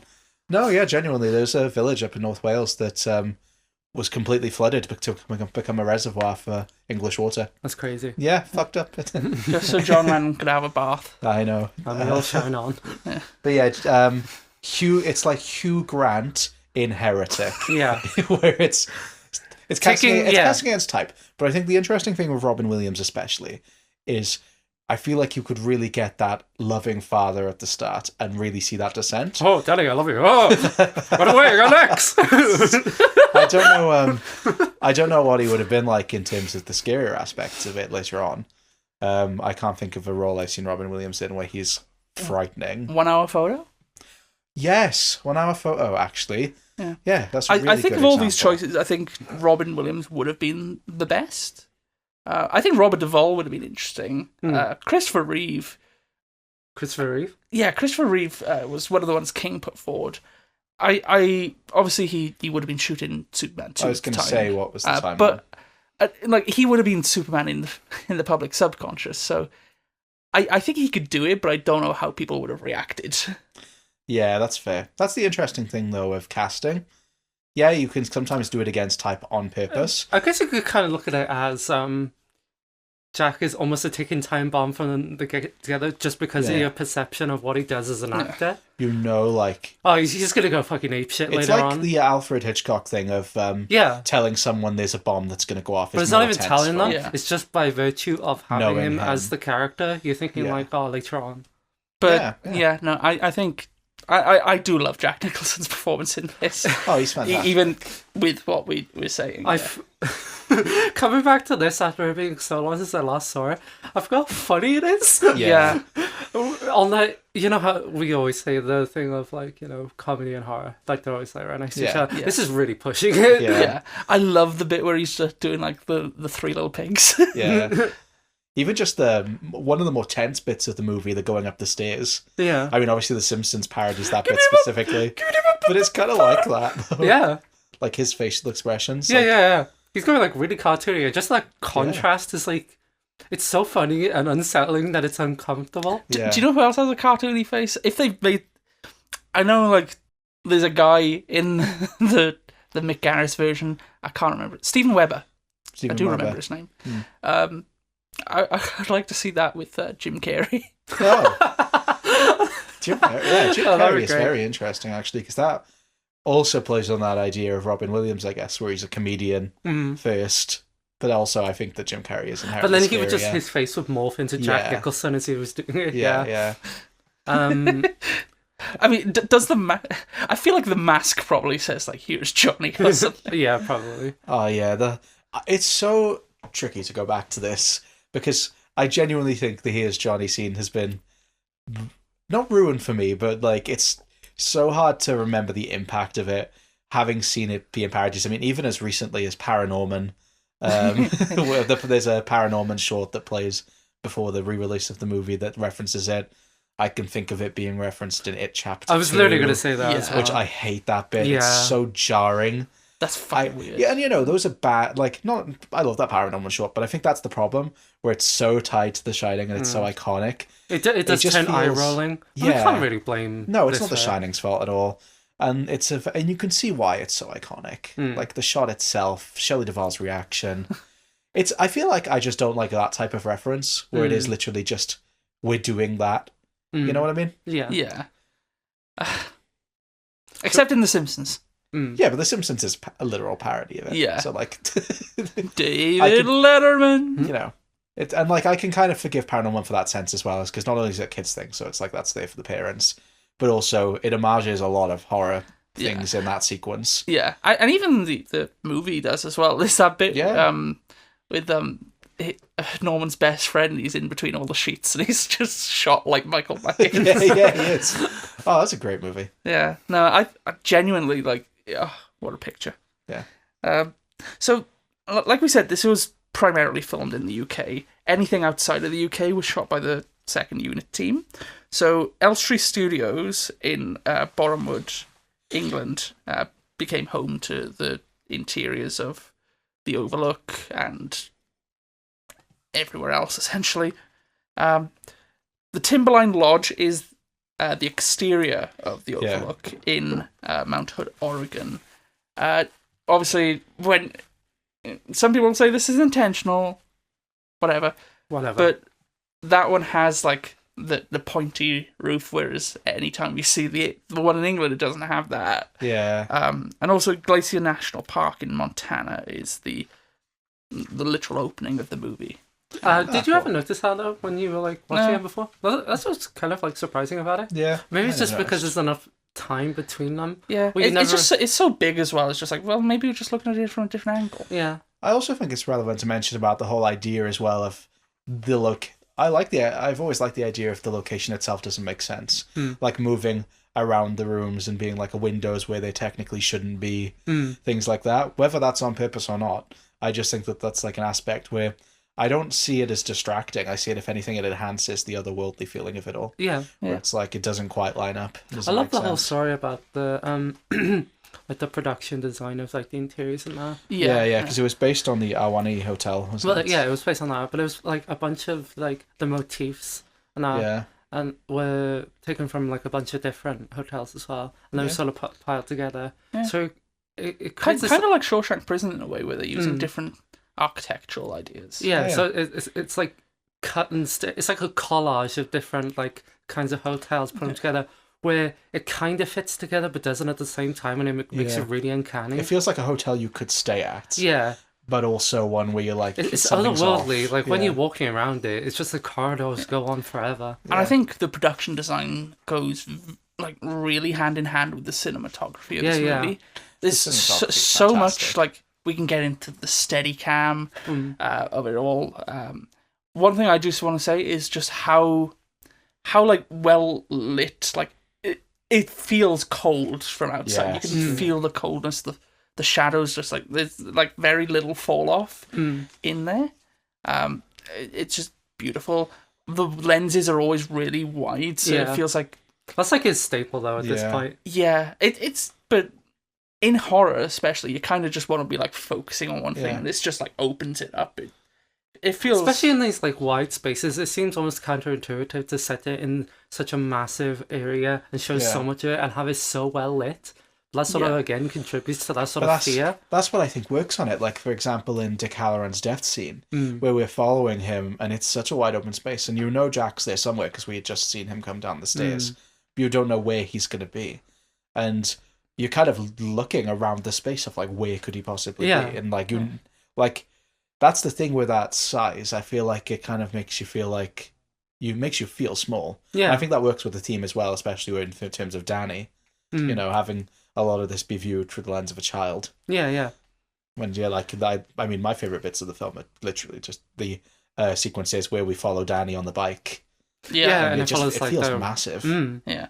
Apparently, Kubrick didn't know about like the sound would be different, but I think that's just like a really enrapturing bit where it's just like you hear him on the carpet and then on the hardwood. Yeah, I love that sound design so much. It's so good, and just the tracking, and then going around and seeing the twins. Yeah, I do love the tracking and obviously the steady cam shots in this. I really like as well when they go into the maze at the end. It's steady, but it does have a little bit of like jitteriness to it, but like not like a Jason Bourne movie. Yeah. Uh, It contributes like sort of a theme of obviously you can view the Steadicam as like some a ghostly sort of presence, Yeah. like through the camera. you know, when they shot the maze scene as well, they didn't have like a specific like route. They just told like Danny Lloyd to like run through, and they just like followed him. So I think that does really add to like the whole like tension, feeling lost. Yeah. Oh god, just the whole sequence and the whole setup. I mean, that's one of the bits I remember when I heard the story when I was younger. I remember my father telling me about how he was smart enough to realize that if he retraced his steps and covered them up, he wouldn't know where to I go. think one of the things, I don't know if you wrote it down, it was like one of the few things that Diane and Stanley took inspiration from were fairy tales.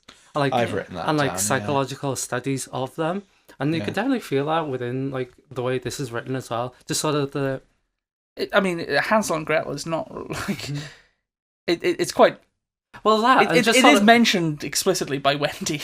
like the breadcrumbs of it, but like just sort of like fairy tales in general, like, even like kind of pulling from Greek mythology with like the maze, and the Minotaur and stuff, and like that. Jacob Elordi. Jacob Elordi, yeah. And Barry Keoghan, who's sort of an evil person. Sabrina Carpenter. Yeah, it all comes back. Please her. Please. The housemaid. Oh, you're taking the yes and too far. You sound crazy. Did you miss us? Yeah. But no, you too, babe. Generally though, just tied into the Minotaur scene is the whole point of the labyrinth in the myth of Theseus is that it goes after children, and that's what it plays on. It plays on the risk of a child versus an adult. If the Minotaur catches the children just as well as if Jack catches Danny, that's it. Yeah. Like there's no further defense you can do other than run. Yeah. And, we even see it with Wendy, where Wendy is able to defend herself to an extent. She uses the bat, she uses a knife. Danny doesn't have any of that. His role is to run and hide, and that is terrifying. How do you feel about Kubrick's formalism? Because, like, I've met some major film buffs who just hate it and find it so distancing that they're just not able to connect with it at all. What do you mean in terms of formalism? I think it's kind of like Marmite. like how he presents these ideas with like how he frames stuff, how he like chooses to present them in a film context, like how he edits them basically. Yeah. Because like characters don't express themselves in sort of traditional ways. Scenes aren't played out in traditional ways. Yeah.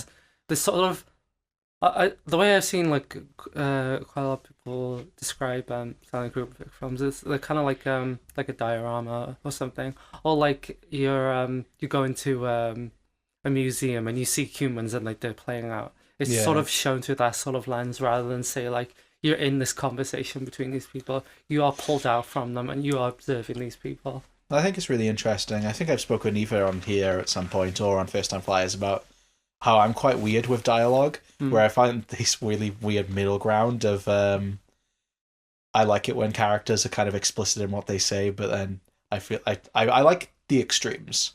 Yeah. I feel, and this is definitely the one extreme where I feel like I really like how everything's sort of framed and you're kind of left to piece things together, and it's not explicit in a lot of ways. Yeah.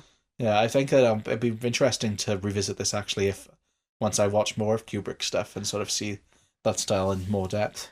I can definitely see where people are coming from with Kubrick style. I don't necessarily agree. I think there are films that he's made that are better than others. Honestly, for me, this is like maybe my 5th favorite Kubrick film. There's a lot I'd put higher than this. But a lot of his films are kind of cold and they don't look lightly on the human experience. No, like I think the only one you could like rationally say is like quite heartfelt is Paths of Glory. Yeah, and even then, that's about like like innocent men. Yeah, but I think especially like the ending of that movie, it is quite. I'm excited for you to get that one. That's one of my favorites. I love Paths of Glory. I only saw that for the first time when we were in uni. Oh yeah, I remember we saw it together. But yeah, that's a beautiful movie. But it's so different to like his others. At least like his later stuff, which is more where he has more control over it. Like, earlier stuff, like I still haven't seen Spartacus. I haven't seen Spartacus yet. I would need to see that. Yeah, it's when you go into a Kubrick movie, you kind of know that you're in for like an experience. Yeah. Maybe don't have like preconceived notions of what he's going to do. Yeah, because like Steven Spielberg like described it like he doesn't like he goes into say making a film like the way a painter would go in with like massive brushstrokes. Like he's going for like massive themes as opposed to like these small character moments, or he wants to express that he wants to talk about the human condition more than anything else. Yeah. And I think that comes across in here on how he wants to like look at the family unit in this sort of way, and how it sort of crumbles under certain conditions. Yeah, I do feel as well, because you mentioned Steven Spielberg, it does make me think of his unmade movies as well. Obviously there's AI, which Spielberg would do a few years later. A kind of, it's an odd middle ground. It's not Spielberg film, but it's not Kubrick film. It's definitely interesting and worth a watch. But some people describe it as like Steven like imitating, because like he uses a lot of his like cinematography techniques. Yeah, and like I don't think Stanley like wrote the script, but like they like thought of it together, didn't they? Yeah, he like from my understanding he did like outline it. But I think the biggest one that you think of with unmade films is his Napoleon movie, which I believe he did have like a role for like Jack Nicholson in that, and the failure of whether or not Jack Nicholson was Napoleon, I don't know. Would he be a good Napoleon? I think he'd be a great Napoleon. Yeah. Would he be better than Joaquin Phoenix? Do you think he'd do the boat scene? He wanted to do that after Barry Lyndon, but no, he wanted to do it before, and that's why he did Barry Lyndon. He had like a lot of the pre-production stuff. It's weird. I see a load of like contradictory stuff, because I've seen things where it's just like following the poor box office of Barry Lyndon, he couldn't proceed with his idea for Napoleon. So it's just like things get lost. I suppose it's a lot. I swear, what I've read was that like from basically what was left over from Napoleon, like all the production like ideas, they basically converted into Barry Lyndon. I might be wrong, but it has been a while since I've read any books about it. But... I don't know. It's weird because even with like The Shining, they're like contradictory statements, and then people theorize all about them. Either way, he didn't get to do his Napoleon movie. I know he was working on a movie about the Holocaust for the longest time as well, but just couldn't crack it. And he cites Schindler's List as the reason why he's okay with letting that go. He feels like Steven Spielberg, who he's like he's got the heart for it.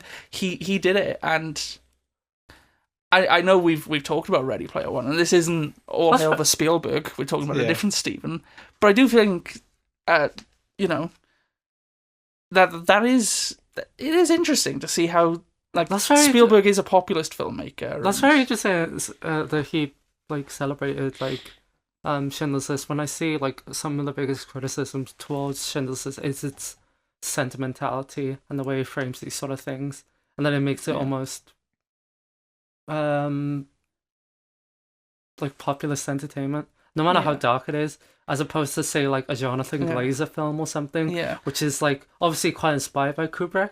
Yeah, like The Zone of Interest. I know Joe has got thoughts on The Zone of Interest. It's a beautiful movie. What do you say like that? You just like, I love the Holocaust. I love the Holocaust. I love what it was saying. Admittedly, I've only seen The Zone of Interest once. I thought it was incredible. But I've seen Schindler's List 3 times. Yeah, fair. I do feel like I kind of understand, but I kind of disagree. Isn't that like kind of saying something though? How you'd want to return to the story about such an atrocity as opposed to a story about an atrocity that is so uncomfortable that it makes you not want to return to it? That's if I'm allowed to finish, I haven't actually revisited it at any times of my own accord. So first time I watched it was with my family. My sister was doing GCSE history and needed to watch it, so I watched it quite young, all things considered. My family really did not like Schindler's List. They thought it was dull. They were just like, why is it not in colour? It is. I know. The red dress, the ending. But then I watched it again in school, and we watched it twice in school. Once in history class, and once in like media studies.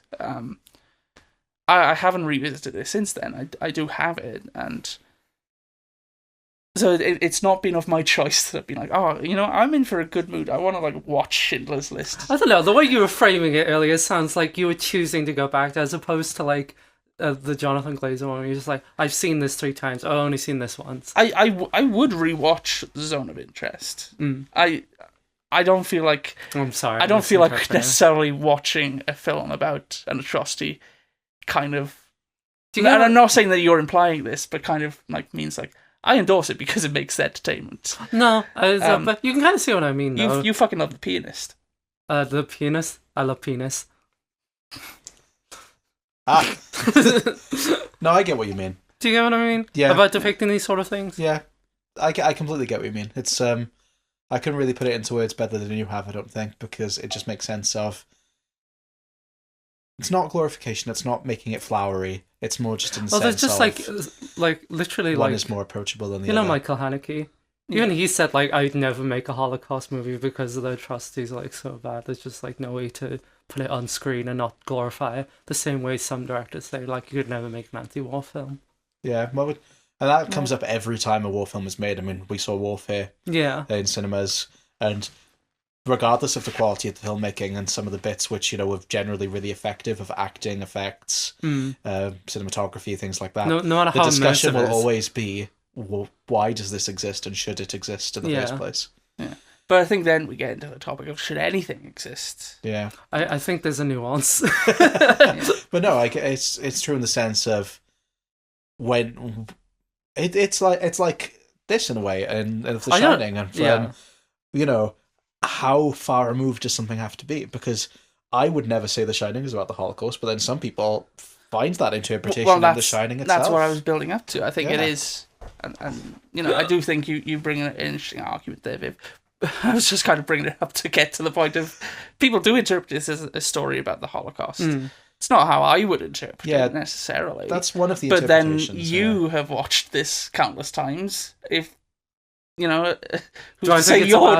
to say you're not glorifying the Holocaust? I am glorifying the Holocaust. What is the point of what's the point? No. What is the point, Joe? Because there's interpretations of this. I do kind Let's of get into how with. do you interpret art? Are we going to talk Room 237? Should we talk about it now? Let's just kind of say just like in a general discussion of about interpretation. Yeah. Because I don't even remember the points made to say that this was a Holocaust movie. I think from what I remember is Stanley Kubrick is Jewish. That's bad in a way, if that's like the main... That he's Jewish? No. No. Saying that, though, I think that if that, like, that case of it, and even us now in a weird way, it's kind of problematic to just say, like, the Jewish man's movie has got to be about the Holocaust. Yeah. But maybe that's just because I don't see it. Maybe it's also as well because, like, obviously the almost canonized interpretation of it being about the sort of, like, Native Americans. That's the side of it I find more interesting, and I am more split on. So obviously there is a lot of Native American imagery in this. I mean, there's on the cans, even the fact that the Overlook is canonically built in the movie on an Indian burial ground. All the motifs. The motifs throughout the hotel, and obviously like the soundtrack, which is like sort of lenient towards like Native American soundtracks. Native Americans loved electronic music. Yeah, and like even the term "white man's burden" that Jack says. I'm surprised that was in the book. Yeah. It's interesting because overall the idea of a Native American or Indian burial ground is a thing that Stephen King would use in other books. And it's a relatively problematic trope in the sense of it's kind of like, I know we haven't really talked about it in depth, but like the magical black person trope as well, of it's less about the trope itself and more just kind of what it's saying about this culture. And I don't know, there's half of me that sees that interpretation of how, I can definitely see this as like, white people building on literally building a hotel on native ground Mm. and using their imagery and their likeness essentially for profit and for their own benefit, Yeah. rather than keeping not building on that land. Yeah, they're appropriating it. Yeah, appropriation, exactly. So I can definitely see that. The more cynical side of me, one is kind of thinks that is a very interesting interpretation of it, but is that is that purposeful, or is it more just the trope is there?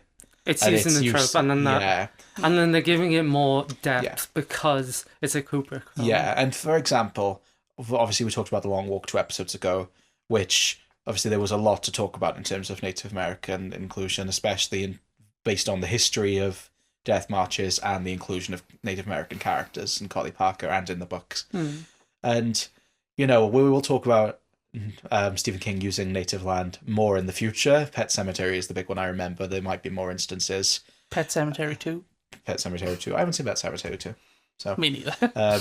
But yeah, I do wonder if it wasn't Kubrick, would people be more critical of that aspect rather than analytical?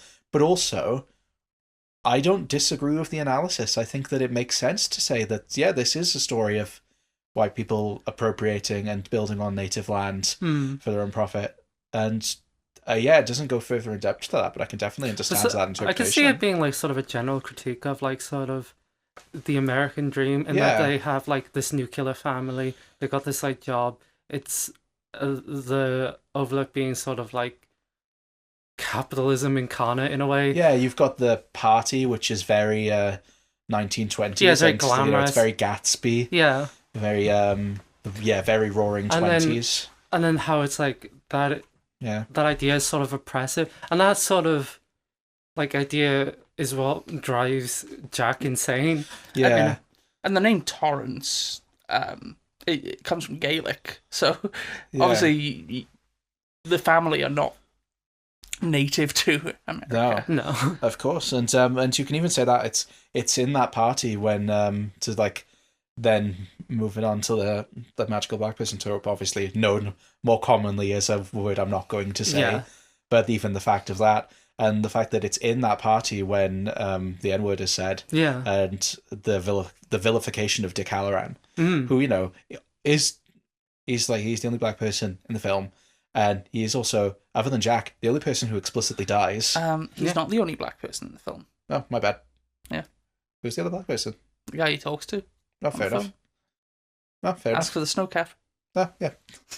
I knew he wasn't the only black person in the book. I guess cancelled now, Joe. I guess depending on the cat.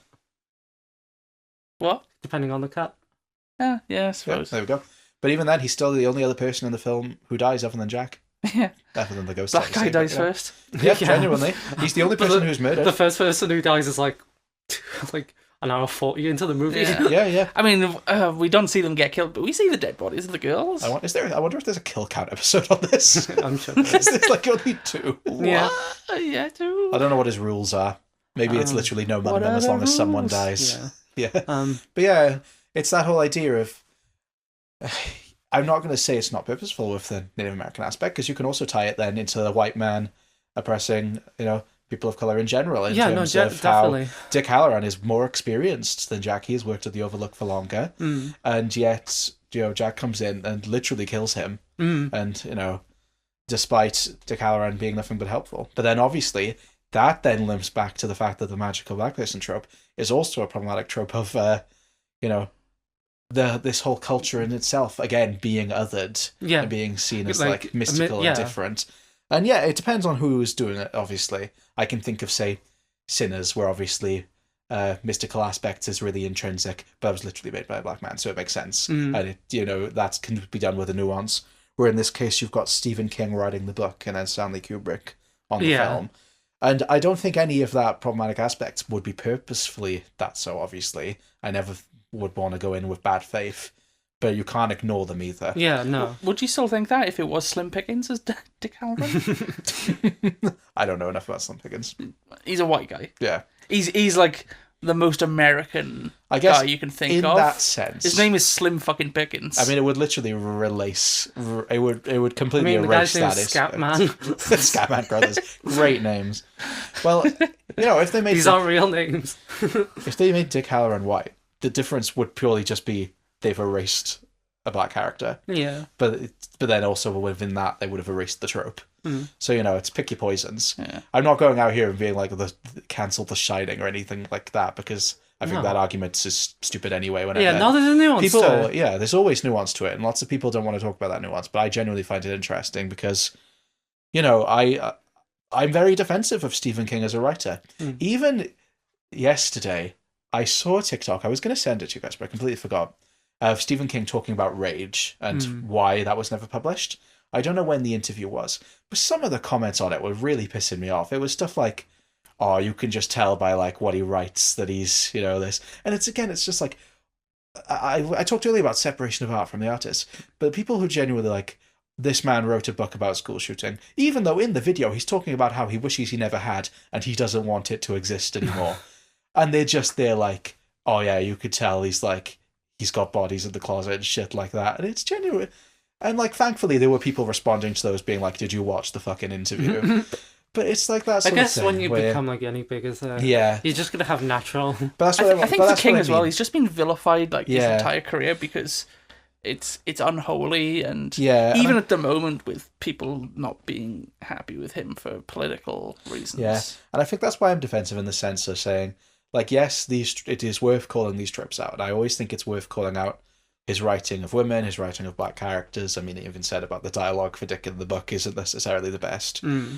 But also, I wouldn't knowing what we know about King, as long as nothing ever comes out about him, it changes our minds. Obviously, if something does, we'd have to do a massive addendum to the whole podcast. Hold on, I just had a notification. Stephen King named in the Epstein. Can you imagine? We're pivoting with a J.K. Rowling podcast now. But unproblematic queen, let's go. But these were written at these were written at a time, and who's to say, knowing what we know now and the more educated as time goes on, how interpretations change. Look, we have multitudes. And it's also worth noting that this podcast is run by 3 white people who aren't even American, so yeah. We're very separate from a lot of this. Shemai?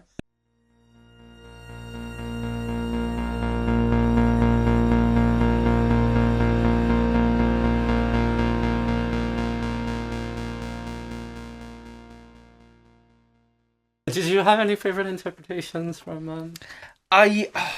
Room 237. The one that I was just like, okay, this does feel like legitimate. Is the stuff with the Native Americans? Yeah. I think what Room 237 does, and I don't know if it's intentional. The movie is great. It's a character study. If it's not, the movie is awful, and I feel very proud of this because my review got liked by a lecturer of mine at university. Oh, really? That's funny. Who is a published film theorist. NYU student. Yeah, sucker. No, Room 237, the thing it does is it gives all these different interpretations from all these different people, and it treats them all with the same gravitas. Yeah. So there are some very clear crackpots here. Like the guy who's talking about the moon landing. It's full on like. Please explain. What he's talking about.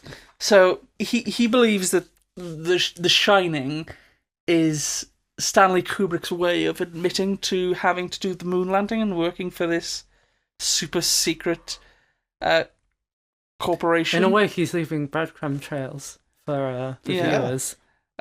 Easter eggs like Ready Player One. Yeah. Sorry, go. So like the movie goes into it in far more detail, but there's obviously the Apollo 11 T-shirt that Danny wears, and there's imagery that sort of suggests maybe if you stare at something long enough, you're gonna see.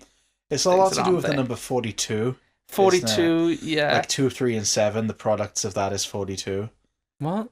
Yeah. Explain. If 2 times 3 is 6. 6 times 7 is 42. Are you just saying this because you want No, to say I'm 6'7"? not. I'm not. I knew as soon as I said those numbers, you'd say this to me. You bring it up more than me. I'm separate from it. It's dead to me now. That's true. Because I actually had it done to me for like 4 hours. Joe was showing you a one day. Rorschach test, and you were like, "Stop showing my mum fucking my dad." I don't like that image. I liked the 7 for a week, and now it's intrinsically attached to my personality. You can't believe that I will just say those numbers. Well, you just said... No, the worst part about it is I am thinking about it. Of course I'm thinking about it. But now there's 3 layers of I say them, I know that you're thinking about it, and I know that you know that I'm thinking about it. It just keeps going. It's driving me insane. It's like that fucking it's like that play, Hell. Genuinely, fully to the point where earlier when I said I was 8 years old, I'm pretty sure I was 8, but I've settled on 8 rather than saying any other number because I knew if I'd said any other number it would have been brought up. I'm gonna fucking scream, but I couldn't avoid it this time. Room 267. Danny would have loved 6. Jack would have killed him so much faster if he was just like all the entire time. It was just like a Gen, like fucking beta, Gen Alpha, Gen Beta kid. I will say 6'7" is permanently stuck in my head because you showed me that fucking handshake. Oh yeah, but if you haven't seen the handshake, have you? No. Come be it. Alright. We'll try and do this on the mic. Alright. Oh, I'm trying to remember what it is now. I remember the last half. Oh yeah, I remember. Up high. Good. Down low. Up in heaven. 6, 7. I was so slow. I'm sorry, I don't have the energy of a 5-year-old. I'm 27. 26. Only 40 years to go. Only 40 years to go. Gunning for it. How old's my dad? He's close. I think he's like 66. Oh, Joe, you got year's the gonna be opportunity for the wild. You next. pull him on the handshake and he dies. 6, 7. Heart attack. Well, saying about that though, I do want to talk more about Room 237. But I made a point of, and I'm saying this cynically. This is gonna make me sound really fucking old. Watching interviews with Danny Lloyd and working with modern day children, I'm just like, damn. Kids used to be a different breed. Kids have dropped off. Yeah. And more in the sense of like kids back then were also held to a ridiculous, unhealthy standard. Yeah, he was There's older than Danny in the book. Yeah, there's a good middle He's ground. just a smart kid though, wasn't he? Yeah, he was. He was very smart. He's like a lecturer now, I think. Yeah, That's he wasn't the first choice. The first choice was the kid from Close Encounters. What was it? Yeah, but his parents objected to the gruesome material. That's fair. It's fair, but also it's kind of funny when you think that Danny Luck wasn't really clued in on that when making it. That's really funny. But yeah, 237. Yeah. So yeah, the moon landing. They were like, Yeah. when he looks at 237, it's him admitting that he did the moon landing. Yeah. Yeah. That's pretty cool. My favourite theory is, I think you know what my favourite theory is. Cloud theory? The cloud theory. Oh, the fucking cloud. To the point where, if you've listened to First Time Flyers, you'll know Meg. She's guested. Meg has very different movie tastes to us, and it causes some very funny arguments along the time. She didn't like Freddy Got Fingered, did she? No. It's a shame because she. I mean, it's fine. Yeah. You don't like Descendants 2. You didn't like Descendants 2. Having not seen Descendants 1. But yeah, it was to the point where Meg and I went swimming the day after I watched Room 237, and I genuinely was like, I want you to watch this, and I showed her the cloud theory bit, and even her mind was melting. I was just losing my shit. But that's what I personally love about Room 237. Yeah. I'm kind of on the reverse of you, where you're like, if it's kind of if it's like exposing like these like crackpot theories and being like, look how like deep people go with their theories and like how much they put into this. Yeah, it's like it's kind of insane. But if it's like genuinely like, no, you need to fucking see what Stephen King has done. Not Stephen King, Stanley Kubrick has done. But I'm on the flip because I think it does take these people seriously, and I think that's what's amazing about it. I love platforming these people because I think a lot, especially in the world Joe Rogan podcast. Well, because that's the thing. In the modern world, we are so able to see everyone's takes and everyone's interpretations, and I feel like we've kind of gone into this world now of people saying like, you can interpret anything however you want, and it's like, well, No, you've got to have a backup for it, and you've got to be able to justify your own opinions. And a lot of people don't necessarily want to get into the nuance or have their ideas challenged. There's a lot of correct ways to interpret things online. I think that's why so many people were thrown off by Weapons when the writer was like, "Oh, I don't really know like about the gun over the building. Like, I just kind of wanted that to be up to interpretation. I don't really have an answer for that." And people were pissed at him about it, and like saying they was a hack because he didn't have a plan. And it's people like, say about Kubrick, it's just like, yeah, films are not there to give you an answer. Films are there to ask questions. yeah, and that's kind of what I love about Room 237, where all of these people, a lot of their ideas are insane. Room 237 like, is admittedly very entertaining and very funny. But they back it up. The cloud person, I didn't have a fucking clue what he was talking about, but he clearly did. So, you know, I kind of love it. I've got to appreciate how insane they get. It is bonkers. I do think it's like, I do fall more on the side of it is like dumb, and it's not aware of how dumb it is. No, I get you. And my way of like rationalizing that is particularly the one scene where they're talking about like going through the movie frame by frame, and there's like a guy and his kid is screaming in the background, and he just like says, "Can you hear my kid?" And he's just like, "Hold on a sec," and he goes like to like tell the kid to be quiet. It's like not cut from the movie. It's just in there. It's just Some of my personal favorite ones are the kind where they have personal conjecture to justify their theories. I think that's fucking insane. What do you think about the Minotaur being the skier? And it's just like focusing on the posters. But I feel like that one in particular. Yeah. They worked backwards from the maze obviously being there, and they're just like, where can I find a Minotaur? Well, that's the thing. They clearly like have these ideas that they're trying to twist into working for their interpretations. I don't know. I just find it fascinating. And if someone came up to me and was like, told me this idea of like, oh, I think The Shining is about this.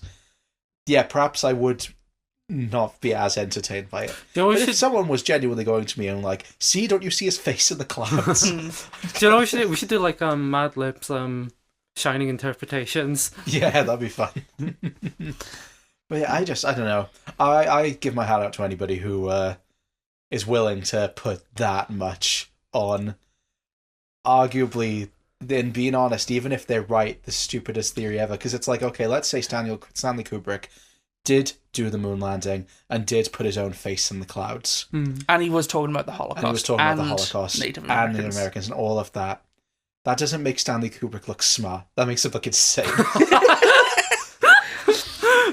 No, he had a 200 IQ. He was really good at chess. One thing I do think is interesting is, obviously with Room 237 and how the film is received nowadays, it wasn't treated with the same respect when it released. People didn't like it, partly because a lot of people read the book, it was a bestseller, and they didn't like how it deviated. But there were some criticisms of obviously people who hadn't read the book. This was one of the rare Stanley Kubrick films not to get any Oscar nominations, no BAFTA nominations, but quite famously it got 2 Razzie nominations in the very first Razzies. The first one was for Worst Director, Stanley Kubrick, which that's an achievement to have that. But I do just want to mention some of the other directors who were nominated for Worst Director that year. I think they were just kind of gunning to, like, I don't know, take some of these people down a peg. Were they trying to be a bit that's like controversial? the whole idea of the Razzies is just so fucking bullshit. I don't like the Razzies. No, the only aspect of the Razzies I like is the one bit of Halle Berry accepting her Catwoman thing. And that's only because she's having fun. Wasn't that the same year she won an Oscar? Yeah. No, it was a few years after. Sandra Bullock won her Razzie the night before she won her Oscar. Okay, I know that Halle Berry took her Oscar to the Razzies. Yeah, that's cool. But the Razzies are always held the night before the Oscars. If it was more fun like that, where it's like people playing into the joke of it, otherwise it just feels like people like Tom Green showed up to the Razzies. Like he had his own but red Tom carpet. Green's a legend. So other directors nominated that year: John G. Avildsen for The Formula. He had directed Rocky a few years prior. Brian De Palma for Dress to Kill. Damn. William Friedkin for Cruising. Damn. Gordon Willis for Windows, who is Woody Allen's cinematographer, who directed that movie. They seem to have not even from my understanding, Dressed to Kill and Cruising aren't even considered bad movies. They weren't even considered. Yeah, no, bad it's then. just personal vendettas in the industry. We're gonna bring these people down a peg. Yeah. Yeah. But most famously, there was a Worst Actress award that was nominated to Shelley Duvall, and they ultimately rescinded this back in 2022 with there being more light towards the treatment of Shelley Duvall on the set and feeling it wasn't right to do it. I don't think it's right to do it regardless, but there we are. Yeah. Some people at the Razzies were just like, no, we stand by the nomination. The nomination. But majority was, no, the performance is a result of this. I don't even think she's a bad performance in this, but this is a trend with the Razzies. This is the first time because it's the first Razzies, but this isn't the last time we're going to talk about the Razzies nominating an actress from a Stephen King movie for Worst Actress and then having to rescind it. That's interesting. I don't know about the other one. Any sizzle for which one? I mean, it's quite recent. Oh, really? Yeah, I mean, you can research, or I can tell you if you want, because I don't think we got this episode planned. I was going to say, if we've soon. got it planned, yes, but if not, then I'd like to know. It's the remake of Firestarter. So the girl who plays Firestarter. The little girl at Razzie? The little girl, yeah. That's the little girl. I think the character's name is Charlie in Firestarter. I've not read Firestarter yet. Yeah, so she got nominated for the Razzie, and there was a lot of uproar about them nominating just hey, that's a 10-year-old kid, at most. And ultimately, they rescinded it before the ceremony, and the Worst Actress award that year went to the Razzies. Really? Oh. Well, that's kind of funny, I guess. Yeah. But whoever put a 10-year-old on the bracket was... I know, it's fucking insane. I haven't seen the remake of Firestarter. No, I haven't heard good things. We're going to watch it. I'm going to be like, shit. Maybe she should have got a Razzie. Is it Zac Efron in that one? Yeah. I haven't heard good things about his performance either. Well, that one's not scheduled, so we don't know how long we're going to... Sorry, Firestarter fans, we'll get it eventually. Yeah. We will do them. I mean, we will, yeah. So. But yeah, for these two awards, Worst Director went to Robert Greenwald for Xanadu, and Worst Actress went to Brooke Shields for The Blue Lagoon. Damn. So neither of them won. But yeah, very rare for a Kubrick film not to get awards. Even with the how it was kind of middling at the result. I mean, just horror in general. I guess less so at the time because eventually Silence of the Lambs would get one, but it's very famous that horror doesn't get really acknowledged at the Oscars. Horror is very seldom at the Oscars at least. In the 70s, you did have The Exorcist, but that was the exception, not the rule. Yeah. If a horror film is nominated in the Oscars, it's typically in the makeup effects category. Yeah, I'm thinking of Substance. So The Substance last year, The Fly in the 80s. Either that or acting, which, Demi Moore and Toni Collette. Yeah, Toni Collette was not nominated. What? Yeah, no, it's genuine. She wasn't? No. I thought she was. No, genuinely, it's very rare for someone to get an acting nomination for a horror film. I don't know why I thought she was then. The only ones I can think of are Demi Moore. Demi Moore, yeah. Jodie Foster and Kathy Bates in Misery.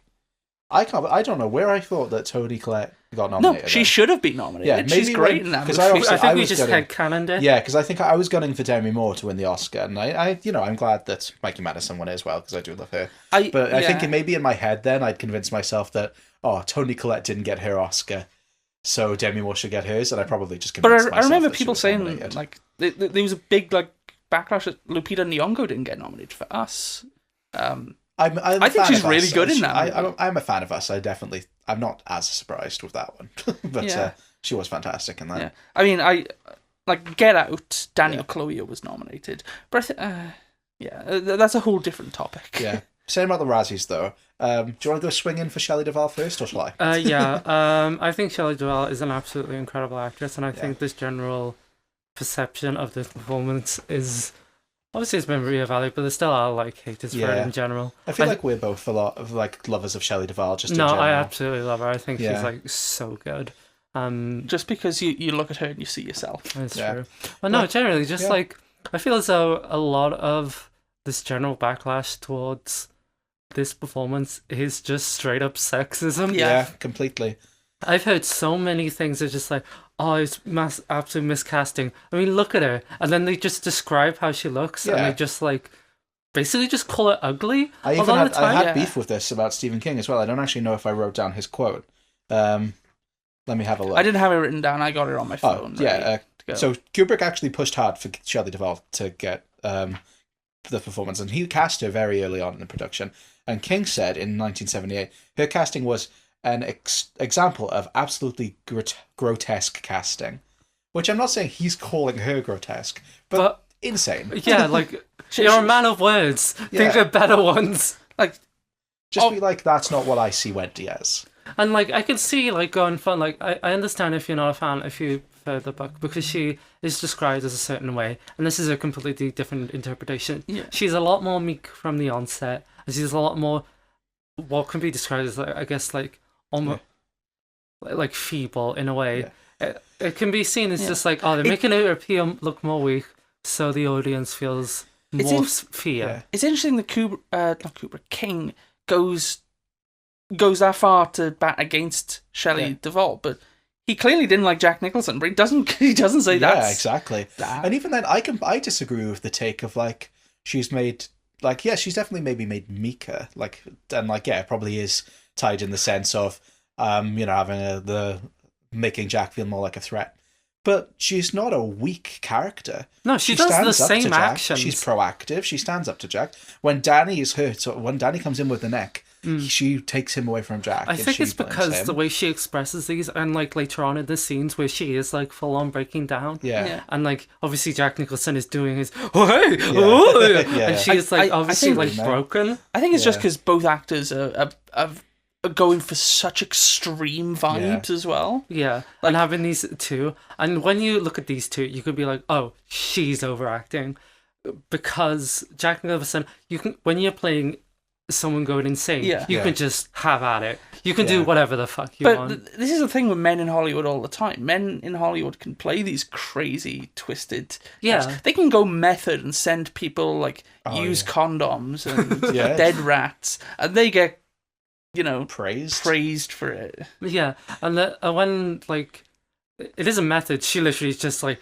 I wouldn't say to the degree that a lot of people have, that she was literally feeling these things, but when she was like pushed a lot, she Yeah. was doing like hundreds of these, well, not hundreds, she's doing a lot of these takes Yeah. where she has to be like really emotionally harsh to herself. Well, it's like you say about I think it's really interesting that you said specifically about like Jack also acting to extremes, and it's like, yeah, no one ever seems to say that Jack Nicholson is overacting. Yeah. I'd argue in some scenes maybe he is. Yeah. The only person I've seen say that Jack Nicholson is the one who's overacting is Steven Spielberg. Yeah, no, Jay, it's Yeah. it's to the point of cartoonishness. Yeah. To a degree where it's like, that is kind of the point. He is supposed... I think both of them work as performances. It's hard to say that I like Shelley Duvall's performance, knowing what she had to go through to get there. Yeah. But I do think genuinely she does give a good performance. I think she would have given a good performance without having to be treated like shit as well. Yeah. though. One thing I want to say I really like about this performance is that a lot of people consider this interpretation of the character as being almost sexist, because she's portraying this someone who's been putting up with this abusive relationship, and she's putting on this facade of like super optimism in a Yeah. way, and I think that's more apparent in the extended cut. Like the scene with the therapist, with the nurse, yeah, and she's a doctor, Viv. yeah. Oh, my bad as well. I also said nurse. Wow. So It's is the sexism in the room with us? because I was watching Cuckoo's Nest, and there was just Yeah, that's sure. true. but you love Jodie Whittaker. You should know women could be doctors. but excuse me. She's having to explain like what her husband did to his son, and she's concealing so much of this Yeah. and still having to make it seem normal and justify it to herself. I thought there was like so much nuance to the way she portrayed that scene. In the same way I say about how Jack excuses himself from the things that happen to Danny. Yeah. Wendy is almost doing the exact same thing. Yeah, it's like an for Jack. enabling. Like, she would probably get the support she needs if she would open up. If she would open up about it. Yeah. But just I like don't how know, Jack covers it's himself, the 70s. it is the 70s. Well, that's interesting because I say that, but then my next point was going to be, it's shocking how, like, you know, we talked about Native Americans and like the racism of it all and stuff, but genuinely, how misogyny is still just prevalent in modern day, to the point where you can't really do a storyline about abuse without so many people saying, "Oh, why are they still in that relationship?" Yeah. And not understanding the nuance, and not even just the nuance of being afraid to leave, but also the nuance of loving someone who maybe isn't good for you. Or like being with someone who is something at some point, and then they just suddenly morphs. Yeah. Where you don't even really recognize them. The story of like losing someone to like their own demons can sort of be seen as especially like alcohol. I mean, I'm sure that was very personal for Stephen King. I don't know what Tabitha King's opinions are on it, but I know that from On Writing, there was a moment in their relationship where Tabitha King like threatened to leave him completely if he didn't stop with the drinking and the drugs. So, you know, it is really relevant to talk about, and it's interesting with the whole aspect of forced optimism, because but some people are like that, and you know, it's she's putting on this like almost kind not persona, not that it's not true, but she's like she's elevating. She's putting on a brave face. She's putting on a brave face to like everyone, even if it's like it could be seen as just like, oh, she's covering up for her abusive husband, but then during these times and circumstances, what else could she have done? Yeah. One thing I do just want to point out, and I've kind of been looking out for it more since watching a recent video with Guillermo del Toro, the Combini video store videos. They're kind of like the Criterion Closet. I know. Yeah, that's I haven't heard of them. That sounds interesting. No, they're really good. But he talks about like some of the influences for the new Frankenstein movie. And he says about how he cast Jacob Elordi as the monster. It's the eyes, and I think Shelley Duvall's like eye acting is like she's second to none. Yeah, she's got massive eyes. Yeah, like it's a shame that they waited until 2019 to make Alita Battle Angel. She could have done it. No CG required. Honestly, they can get that girl from Fallout. She could play her now. I was thinking of Anya Taylor-Joy. She's got big eyes as well. Yeah, that's true. No, she's the lizard from Ranko. Is she? No. Oh, right. Okay. Sorry. Sorry, brain. You haven't seen The Menu, have you? No. Oh, we should watch it together. It's really good. I just really like the bit at the end when she's like, my eyes were too big for my stomach. Like, yeah, girl, they were. Just got about for Shelley Duvall. I think I completely disagree with anyone who says that, she's bad in this performance. I do agree there were certain things where she was just, that's completely unjustified. How, I don't know if this is true, but that scene when she was running up the stairs in the hotel. Yeah. Apparently they did that like 100 times or something, and that's like the equivalent of running up the number is disputed. Yeah, I'm sure they did it many times. Yeah, I wanted to talk about that because this movie has 2 world records for the scene with the most retakes. Yeah.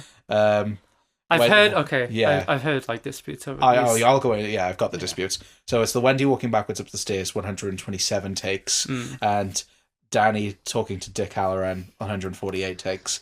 Both were disputed by Lee Unkrich, who worked on the movie. I can't remember in what regard. Lee Unkrich? Unkrich, yeah. Directed Toy Story 3. Wow, cool. Really? Yeah. Crazy. Yeah. Who says that the most takes was 66 takes, which was the dolly shot for the ballroom.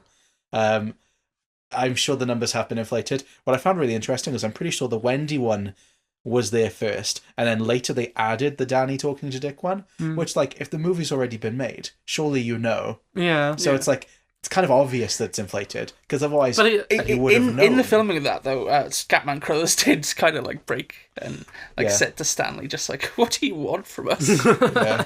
Well, apparently Slim Pickens, was when he was offered the role, turned it down on the condition that Kubrick would do his scenes in less than 100 takes, and Kubrick declined. I don't know if that's true. No. It's very funny, though. Knowing, like, Slim Pickens in Doctor Strangelove, I think he's great in that movie. I cannot see him as Dick Halloran. I mean, one, because he's just not... He's not he's so different to who Dick is. But he's a cowboy. Yeah. speaking of the bat scene, Wait, was this some pickings in Blazing Saddles or am I making? I don't know. I haven't seen Blazing Saddles. Oh, cool. I've seen the fart with beans. One thing I do want to bring up is, and I kind of already have, but we watched it together. But the Treehouse of Horror, The Shining, Yeah. It's got such a place in my heart.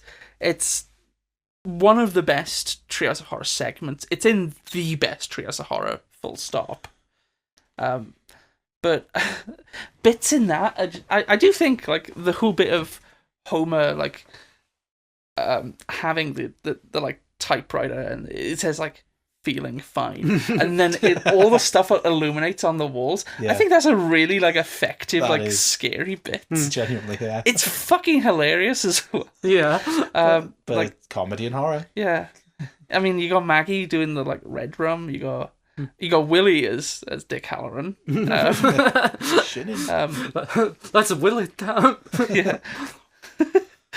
Oh, I do kind of want to talk about the Dick Halloran shot as well in the bed. Oh yeah, me.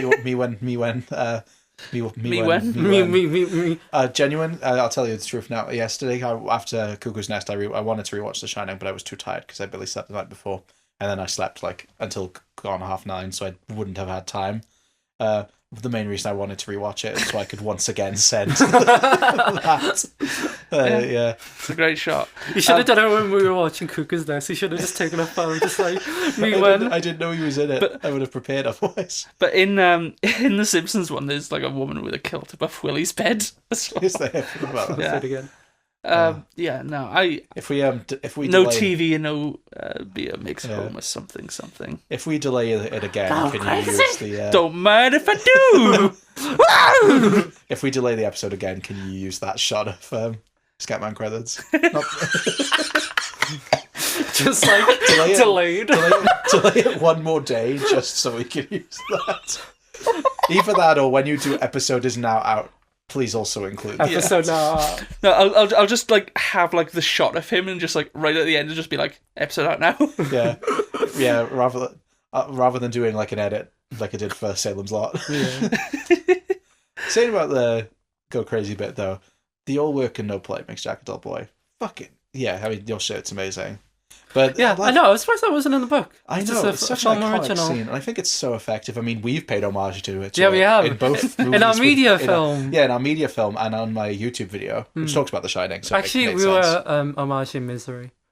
We were more homaging Misery, to be fair, but But- like anything to do with Arise, like Yeah. It's kind of Misery and strange Shining. looking back that far. We were still influenced by Stephen King. Yeah, I loved Misery. Yeah. When we talk about Misery, I'll go into like that was definitely the first Stephen King film I was like in love with. But yeah, because we watched that together as well, didn't we? So I know at the beginning you did talk about your father telling you the story of The Shining. Was it the first one you watched? No. No. No. Okay. Definitely not. It was the first one I knew about, but I don't think I knew who Stephen King was at that point. Interesting. We got some sizzle for a future time. Yeah. Unless we've already covered it. Was it No. Cell? What? Yeah, can you imagine his bag of bones? No. Yeah, bit of sizzle. Even though I just think I just said it. I'm pretty sure that was the first one I watched. Okay. Yeah, pretty sure. Yeah. I know there's a lot to go on. We could probably keep talking forever, but No, I'm not done. okay. Fuck. And we will. So we talked about. I know we talked about Danny Lloyd a little bit, but I wanted to talk about the bit that got him the part is when he went in to the casting room. He was the one who made the decision to do the Tony finger and the voice. Yeah. I was wondering. I think I really want to mention it now because of what we'll be talking about in the next episode with the other version of The Shining. How we feel of that being the interpretation of Tony, of not seeing Tony or hearing Tony, but only hearing him through Danny. I think that's genius. Yeah. I think It's that's great. so much better. Yeah, and I'm sure we'll have. I thought it was quite interesting seeing how it's done in the book. I think the voice as well that Danny Yeah, Lloyd uses such a is Yeah, like the voice. really croaky thing. It adds Yeah. another. Danny isn't here, Mrs. Torrance. I think that's what makes the Red Rum scene so effective, is how his voice gets Yeah, just you so got that- distorted. It's got that vocal fry. Yeah. Okay. It like even doing that then hurt my voice as how he did that as a kid. Probably did it in 200 takes. Yeah, they probably what are they like feeding him just like goose Cigarettes. fat and cigarettes and I don't know lemons. The last thing I kind of wanted to talk about was just how the colours are used in this movie. So obviously it's the orange of the carpet, but also room 237 being completely green. I just thought that was really interesting. Of like, there's I feel like we talk a lot about like modern movies and kind of how flat a lot of the colours are. I don't know. I just wondering if you had like any opinions. There is like a it. vibrancy to it all, isn't it? Yeah. And like That's even the just whiteness of the snow Yeah. and like the outside, like the lighting itself in general. Like the film stock looks gorgeous. That's just sort of indicative of that sort of era of design. I do think it's used quite well. I do think the Shining is basically just a horror of 70s decor more than anything else. You're sort of hitting the George Costanza right now. Yeah, I just wanted to mention that because it is something I noted, but I hadn't really seen anything about it, so I wasn't sure if it was. Sorry, that's okay. The Shining. Yeah, but it's George Costanza and his parents, and he's the Danny. Well, so his dad is fucking Jack. Yeah. Oh, that'd be so good. I'm gonna get you, George. Serenity now. Fucking the cherry is Dick. No, fucking oh, why does his name escape me? The fucking Kramer Dick. Like, hey, George, are you here? Ah! Yeah. Whoa. Whoa. Anyway, that's good. These pretzels are making me thirsty. I have nothing else to add. No, I mean, it's the kind of thing with The Shining. You can go on it for ages. I feel like as soon as we're finished, something's going to pop in my head. The thing is, the nice thing with this is we are doing another episode on another version of The Shining, but we can always add things if we feel like we've forgotten stuff. Dr. Sleep, the movie does follow on from this, so exactly. we will have the chance to talk more about The Shining. I'm going to talk a little bit more about the book next time. Yeah. We'll go into the specifics of some bits. But yeah, no, this is... we kind of already said what we're doing next time. It's the Shining miniseries. I'm just going to check. I don't think we've got any emails come through. But we are now recording these closer to when they come out, so if you do want to send in an email, you can send it to allhailthekingpodcast@gmail.com. You can also rate and review us on your podcast platforms. We haven't got an email this time, which is fine. It's fine. It's fine. It's fine. We'll have a write-in at least 2 episodes' time. Yeah. Ooh. Our number one fan. Hi, Mike. Responds this time. I need to think of a question to ask him that'll get him to respond. It has to be very specific and very filmic. I'll just beg him. Yeah, but now he's listened to the episode, he's just like, oh fuck, they're gonna ask us. What LUTs did you use? Did you base them on anything like any film stock that Kubrick used? There you go. That's genuinely a really good question. There you go. That'll make him cream his pants. Lovely. Yeah. But yeah, we're on all the podcast platforms. We've done. This is our 9th episode. We're having 11 episode seasons, aren't we? Just because of where we started. Yeah. Like just from where they worked out. Yeah, where they fell. Sure. But it'll change. Yeah, it's a loose framework. It's not like. I just want to say, if I sound all muffled, it's because I'm still technically recovering from jaw surgery, so that's fun. It's great to have we do. Yeah, you know. Well, you know. I do think it's really nice we're back to this, and we have. I have missed doing this. Yeah. Oh, yeah. It's the longest gap between recordings, obviously. Oh, it feels like we did Vagabonds ages ago. Yeah. I said this. You said Long Walk was 2 episodes ago, and I was like, that was ages ago. Same with the Avatar episode of First on Flyers. So if you want to hear more of me and Garen on First on Flyers, we've got 4 episodes to go back to. First Time Kings, the crossover while Viv was recovering. But we'll be back to Viv and I next week with a Nickelodeon season, starting with Avatar: Last Airbender. Yeah. That episode was filmed like a month and a half ago. Yeah, over a month ago. Yeah. Crazy. So, feel free to join us on there as well. But since this episode is coming out late, we do apologise. But we're hoping to get back to the regular schedule. So keep an eye on the socials. If anything changes, we'll let you know there. But as of right now, I think we're going to keep to the same structure. The next one's going to be out on the Saturday it was intended to come out. Incredible. But yeah, on socials, All Hail the King Podcast. TikTok, Instagram. That's it. Yeah. We don't have any others. So we should say goodbye. Yeah, I don't have anything more to say. I'm quite hungry. I'm hungry as well. Thank you for listening. We're going to go get some food. And Drop me off. Pardon? And drop me off. And drop it. Oh, you want to lift back as well, don't you? Yeah. Wow. It's a lovely day. One thing I will say before we go, Viv's got an incredible fit on right now. Thank you. I love that shirt. I wish I had a similar shirt. Viv and I went for a meal a month ago.